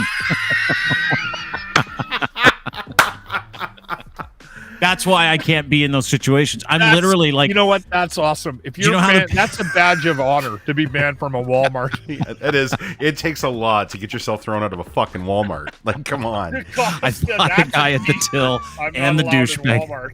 I'm banned from Walmart at Mississauga Square 1. His name's on the wall like he's a degenerate Walmart shopper that keeps stealing. Don't let DaCosta in. He likes to fight assholes. And that's the problem is that like these people are assholes, and the only way you can get on top of an asshole is to be a bigger asshole to that person. And I'm in the situation. That a long time ago. It's true. But dude, I'm in that. Without I'm at that stage of my emotional life, and I'll be honest with you, where I see these people treat like a 25-year-old kid making someone's sandwich, or a 21-year-old, or a 45-year-old lady who's just part-time work to pick up some extra dough, and some entitled cock is like, "Where's my coffee?" Yeah. And I'm like, that not only gets my attention, it does something inside me. It triggers me to the point where I'm like, I'm going to be your whole problem until you cry. Because that is the only way I get satisfaction. I'm in your life now. I am in your life until you get in your fucking little shit car outside and you're crying. I will not stop until I make you feel the pain you just gave that poor woman inside making your stupid turkey club sandwich. Yep. That's all up here. And I can't fucking help it. So like my son, he'll say, "Hey Dad, there's a lot of people in there. Do you want to go in there?" Because he knows that if someone treats someone like shit, I will end their day. And it's like, why the fuck do I do that? What is wrong with me? And so now I'm of the opinion that the same reason those wrong with you. Well, the same reason that those people go into those stores and act like assholes, and we get this rash of like cashier violence around the world, is the same reason that I can't be in stores, is because I've spent like the last 2 years going about my business, being a happy camper. I totally forgot people acted like that in public, and I haven't had it in my life for so long, I'm not used to it. And it's like this fucking grinding noise that sits in my head when I see someone treat someone violently who just is trying to do their fucking job. And I know it's not wrong, but it's very wrong.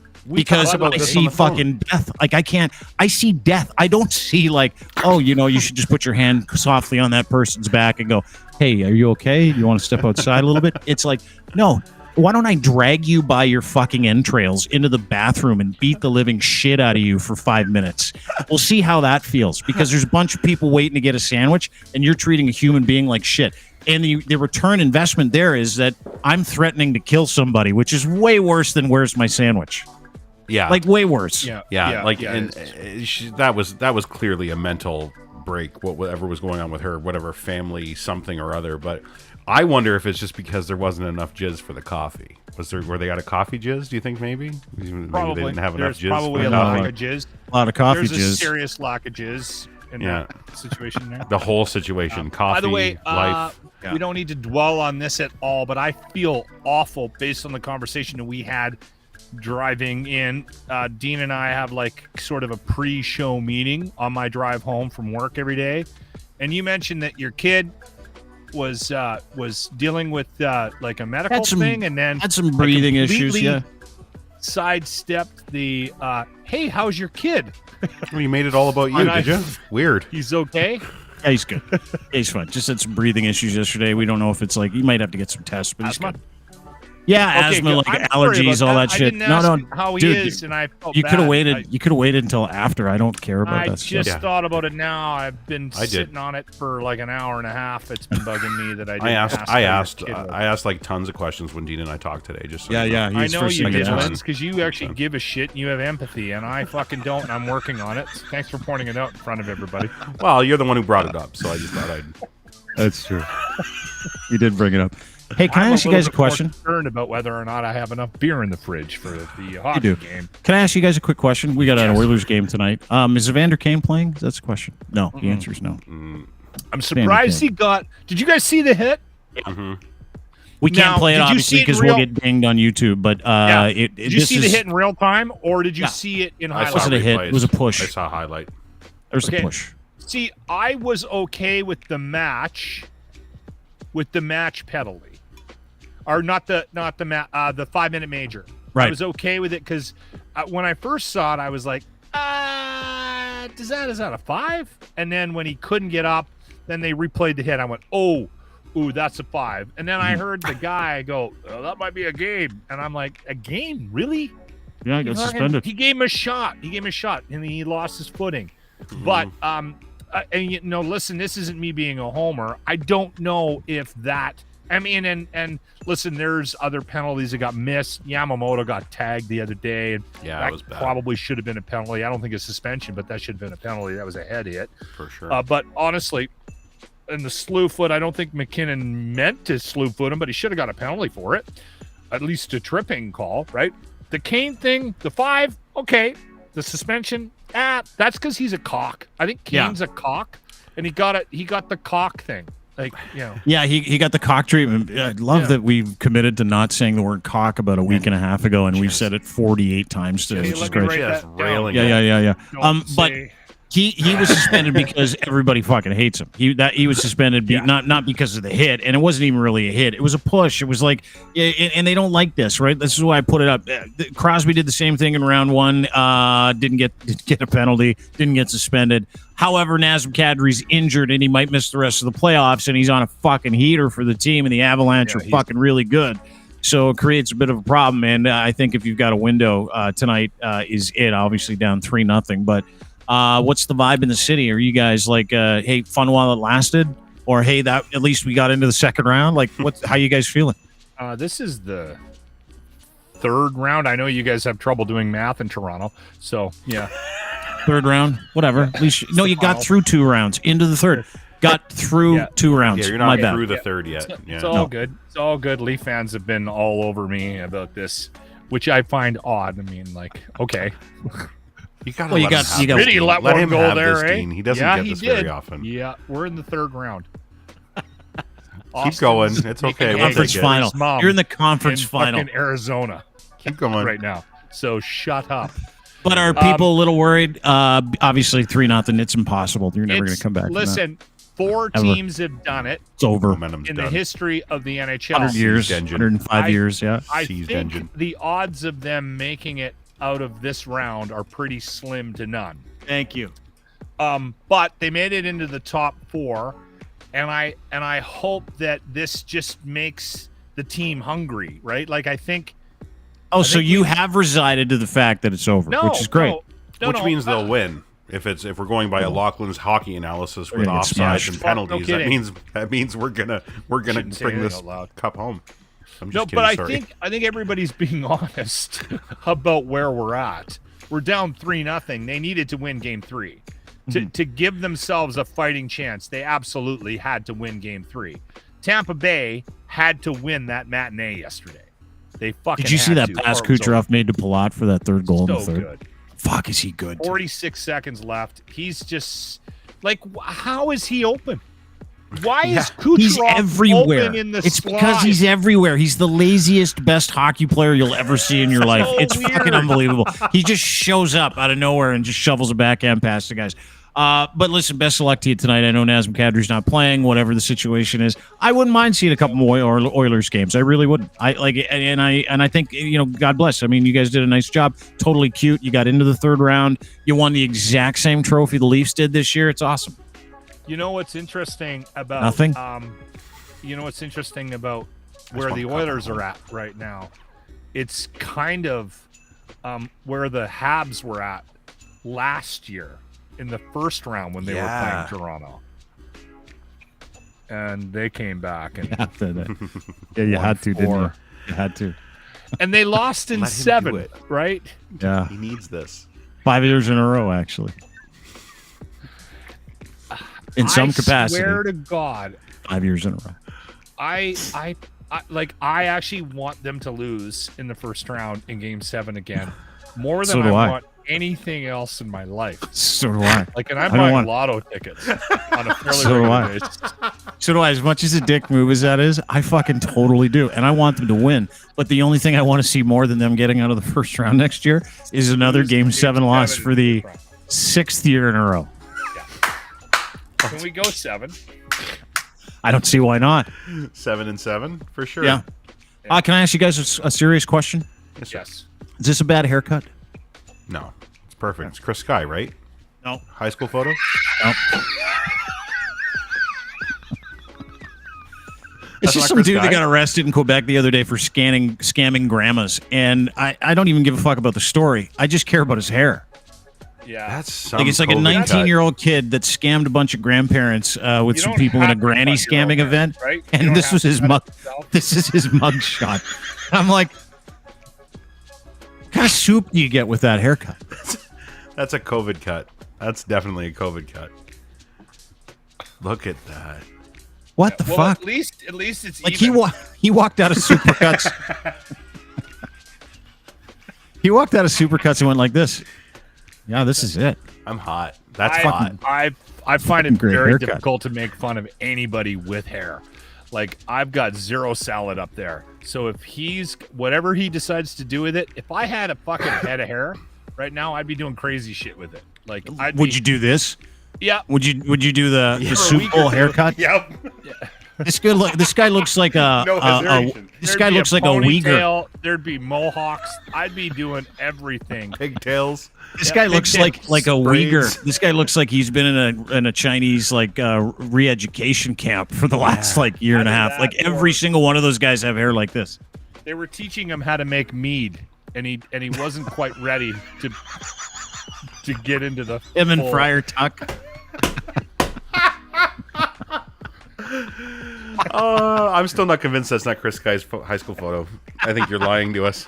It isn't. It's just some 19-year-old kid. I saw this picture on I'm like, that's the worst fucking haircut I've ever seen. With the grandmas? Yeah. That's how he scammed them. No, he was pretending to be in need of money to get to the bus, and then someone would go in and steal something from Granny's or something like that. I don't know. I could care less what he got popped with. I just care that he thought it was rad to walk around with a fucking haircut like that. And walking around like that, maybe you shouldn't do crime in public because they're gonna find you real fast. Like, right? What did he look like? Well, he looked like that, like an idiot. Like a fucking tool bag. Got him. Oh, we know who it is. We got him. Yeah, 5 minutes. Young, beard, had his hair cut with a bowl of fucking soup. Yeah, that's Tom. I know who you're talking about. Yeah, looks like a penis. Please tell me his name. Or a cock, even. Look at that guy's fucking haircut. And his ears. Like the ears are perfect. The hair is perfect. Everything's... Oh, yeah. You got it right on. He's symmetrical. Thanks, boys. Oh, last but not least. Yeah, it was fun. Last but not least, this Big Chris put this out. I do want to put this. He took this picture. This is in Ottawa. There's a place called the Jib Jab Hot Dog Store. Have you seen this? Yes. Have you seen fucking... I don't know why everybody's getting so fucking serious. You sell hot dogs. He says pretty real talk for a hot dog joint. Jib Jab Hot Dog Shop. The sign that everybody puts up where it's like, come on in and get a burger, or like hot dogs $4. They put up, we forge the chains we wear in life. That hot dog is going through an existential crisis. crisis. Like, that doesn't seem like there's a fucking hot dog place. Shut the fuck up. Like, no one wants to have an existential fucking crisis over a hot dog. That's what I'm thinking. We forge the chains we wear in life. Well, hot dogs do come twisted in like a chain, right? Like, do they cut like? That's sausage? not why they're doing it. No. And now when I read someone trying to be like emotionally cool or like philosophical, on a hot dog stand, I'm like, the only thing I can think is that you're an anti-vaxxer, probably. Oh yeah, they totally didn't follow protocol. I would not go to Jib Jab hot dog shop if you paid me because, A, I don't want to go, what are those chains that I put around myself over a fucking hot dog? Mm-hmm. But B, totally did you not get on the board Jib with Jab? what you're saying. I would be all over. Like, that sign would draw me into Jib Jab. This I'm one? thinking it's going to be more than just a Jib Jab hot dog. Yeah. Did you get the government Jib Jab? Did they Jib Jab you in the arm 3 times? Did you get your booster Jib Jab? fucking relax, Also, am Jib I the Jab. only one that's thinking that Jib Jab is some kind of, like, it's racist on some level? That's actually a good point. I don't know if it is or not. I have to look that up on Urban Dictionary or something to see what the origin of Jib Jab was. Every time I search something on Urban Dictionary, it always disappoints me. Why? You're not allowed to say it Because anymore? I'm Is that never why? really prepared for what it comes back with. Like docking and soft docking, I've never really been prepared. Yeah, dude, I learned about that this weekend too because tell there's us about that. this Mormon influencer couple, a lady named Taylor Paul and her husband Tate. She announced that they had been swinging, part of this Mormon swingers group. I didn't even know, Mormon swing, I guess, and you're allowed to swing in the Mormon faith. Really? If you Those don't are the put magic the P, underwear people. yeah, if you don't put the P in the V. So, Soaking or something? Soaking? well, let's talk about it. It's called the soft swap or soft docking. Swinging is the act of a couple swapping partners, as we all know, another couple in a sexual manner. These couples usually identify as romantically monogamous but sexually open. How the fuck does that work? Oh, Jesus. With the rule that their partners participate in the swap, they be present in some way, watching, touching, looking, judging, that kind of stuff. A soft swap is the form of swinging in which penetration, generally referred to as penis in vagina sex, thank you for explaining that, does not occur. We're basically talking about manual and oral sex. A lot of rubbing, a lot of dry humping or panty effing, if you will. That's how I've had it referred to in the past. Okay. A full swap, on the other hand, is where the P goes in the V, the M, or of course the B. That's a full swap. Now Right up the beat. you said soft docking. Soft docking is where the P doesn't quite go in the V. It is on the outside of the V, having a great time. Yeah, they call it soaking in like the Mennonite or some other. Soaking? Yeah, they call it soaking. Yeah. Yeah, where they just put it in and don't move it. They soak it? They Does just it soak need to be wet?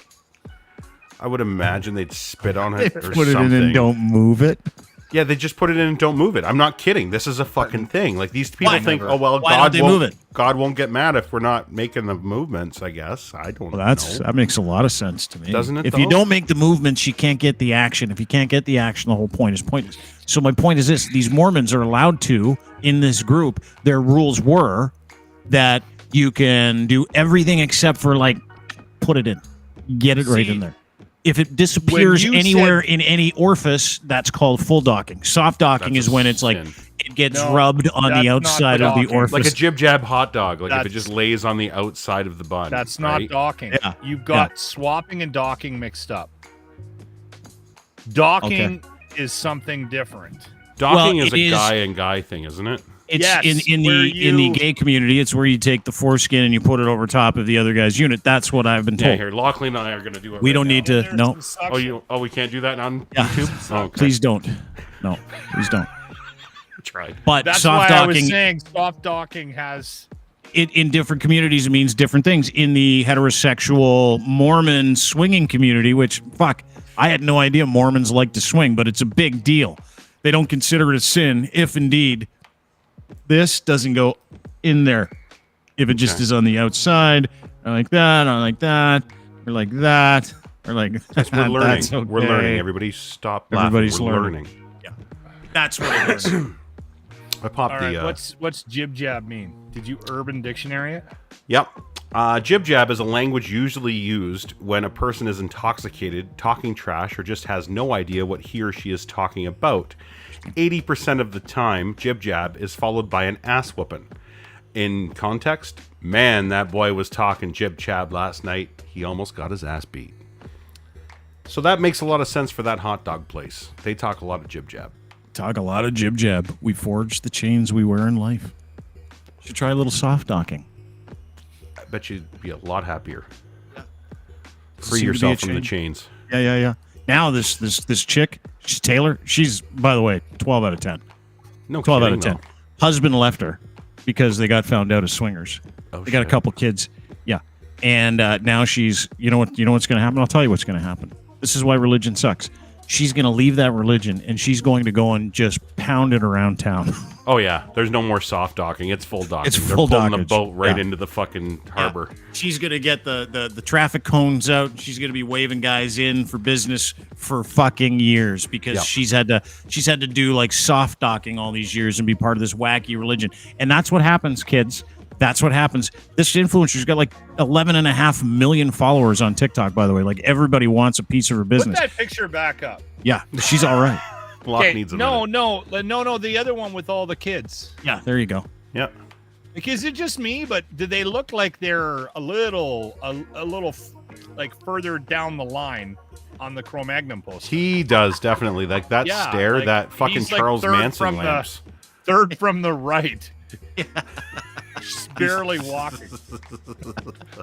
He's got the Manson lamps, eh? Like Yeah, just he I really didn't does. been around when fire was like when hunting and fire was a thing, but Yeah. I mean, not he much might just be further one of down those the people. line. He might just be one of those people that doesn't. You know how people don't photograph well? They just don't know when the camera's going to click. Maybe he's one of those. That might No, be that's a really high forehead.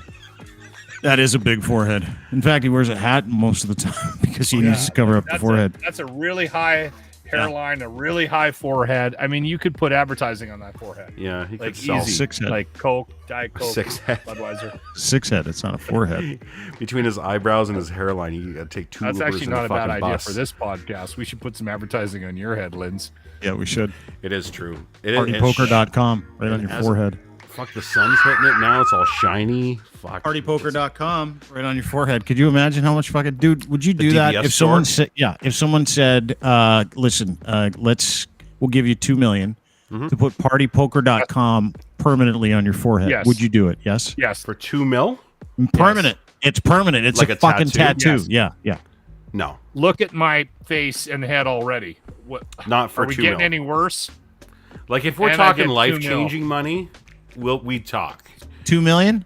No, it's 10 not million? life-changing. 10 million is 10 life 10 million 10 life we're, changing. 10 we're in the ballpark. I'm Would 40. you get partypoker.com tattooed on your fucking whole forehead from fucking temple to temple with right here in the middle that whole ace of spades, the logo right there. I'm here. I'm literally almost convinced. I'm for at a 10 48 pack. 10 mil, Yeah. and I never have to. Yeah, you know what? I'd say between 10 and 20 would be that'd be the range. $2 million, absolutely not. That's not enough money. Isn't it? Because at $2 million at my age, that means by the time I'm about 65, I'll be working in a Walmart for sure. Because I'll blow through $2 million like a fucking fat kid in a candy store, and I know I'm gonna run out of money. But at 10 mil is kind of hard to run out of that money, and if it's invested properly and an adult takes care of it for me, I could do that. Because obviously, if I'm making a decision to put a tattoo in my head for party poker, I'm not making good adult decisions, so somebody would have to handle that money for me. But I do. Thank you 10 for mil. Thank you for explaining that. 10 mil. I'm still in for 2. If anyone's listening. Thanks, boys. Appreciate you doing this. Thanks, man. That was great. Cheech was awesome. Yeah, it was. Yeah, that was fucking awesome. Yeah, how great was We that? gotta- Got a chance to meet Cheech Marin, talk to him today. He got the Yeah, chance no to talk kidding. to us today. He was probably pretty stoked too. Probably. I heard he's a fan. I He doubt is. highly he had any idea who we even were. But that's Dude, he okay. was. I saw him in the waiting room when we were sitting there talking to our first guest, and he was like sitting there leaning in, listening, laughing. And then I'm like, "Hey, thanks for coming." And then Linz is like, "Hey, one more question for Rob, though." Oh, Like, he pretty was standard. here? I didn't know he was here. Sorry. My bad. Yeah. I didn't. No, but I, thanks, I thought we Cheech. were vamping. No. Appreciate it. Thanks to Cheech for stopping by. Lisa, appreciate you setting that up. Locke, thanks for taking care of that as well. Thanks to Rob Kiviclian for coming on and talking about that douchebag criminal rapist, Jacob Hoggard, who's going to jail for a long period of time. He'll be missed. Yeah, crushed. And thanks to Ryan Lindley for joining us. Sheeple Shepherd Podcast. You can download it, subscribe to it anywhere you get your podcast at Ryan Lindley. You can also get Lachlan at 957 Cruise FM in Edmonton. He does the morning show there. The Locker Room. He is the host of that. And you can also get him at Lachlan Cross on Twitter. Thanks, boys. Thanks, man. Thank you, boys. Good to Appreciate see you it. today. Talk to you soon. Go Oilers, go. Go Oilers, go. I don't think so. They're going to get it smashed tonight. 6-1. 6-1 Oilers. Sorry, it's just fuck. It is. It just is what it is. Not good enough. Not good enough. It's over. Have a wonderful day, everybody. Appreciate you being here. Thank you. Don't forget you can say hi to our sponsors at Ed's Fine Imports by going to deanblundell.com. edsfineimports.com. Clothing for men and boys. You have a chance to get his underwear. It's like Canadian-made boxer briefs, pouch in the front. These things are legitimately incredible. You'll never buy another pair of underwear. All you have to do is go to edsfineimports.com, order online, use promo code GITCH, and then the number 3. They'll send you a free pair for free. edsfineimports.com, clothing for men and boys, and of course, Ed's Gitch at edsfineimports.com. Thank you to our friends at Domination for making it possible for us to do this show as well. Dominate with your content by using domination.com, dmntn.com. People that use this software make it easy to produce commercials, promos, streaming, etc. If you're a gamer, streamer, podcaster, all you have to do is use their AI. You go to dmntn.com. You're going to put that file in. You're going to try them for free. It's going to kick back a whole bunch of different promos, and you're going to use them. And it will be easy, and you will thank them. dmntn.com. And thanks again to our friends at Easy Auto Financial, making it easy for you to get into a vehicle. Easy Auto Financial helps people get financing that have a hard time with it, or if you don't, they just make everything super turnkey so you can get your vehicle at the place that you need to get it at the price that you want. You don't want to pay for your financing. That's what they do. They're specialists. They're real good people. If you're looking for a vehicle and you need free financing, these are your folks. No obligation at all. Go to easyautofinancial.com today and sign up. Get yourself a vehicle. Thanks all. Appreciate it. Have a wonderful day. We'll see you right here tomorrow on this very program where I will be back. Lachlan will be back. Karima will be joining us tomorrow as well, as will Ryan. So I guess we'll see you then. Bye-bye.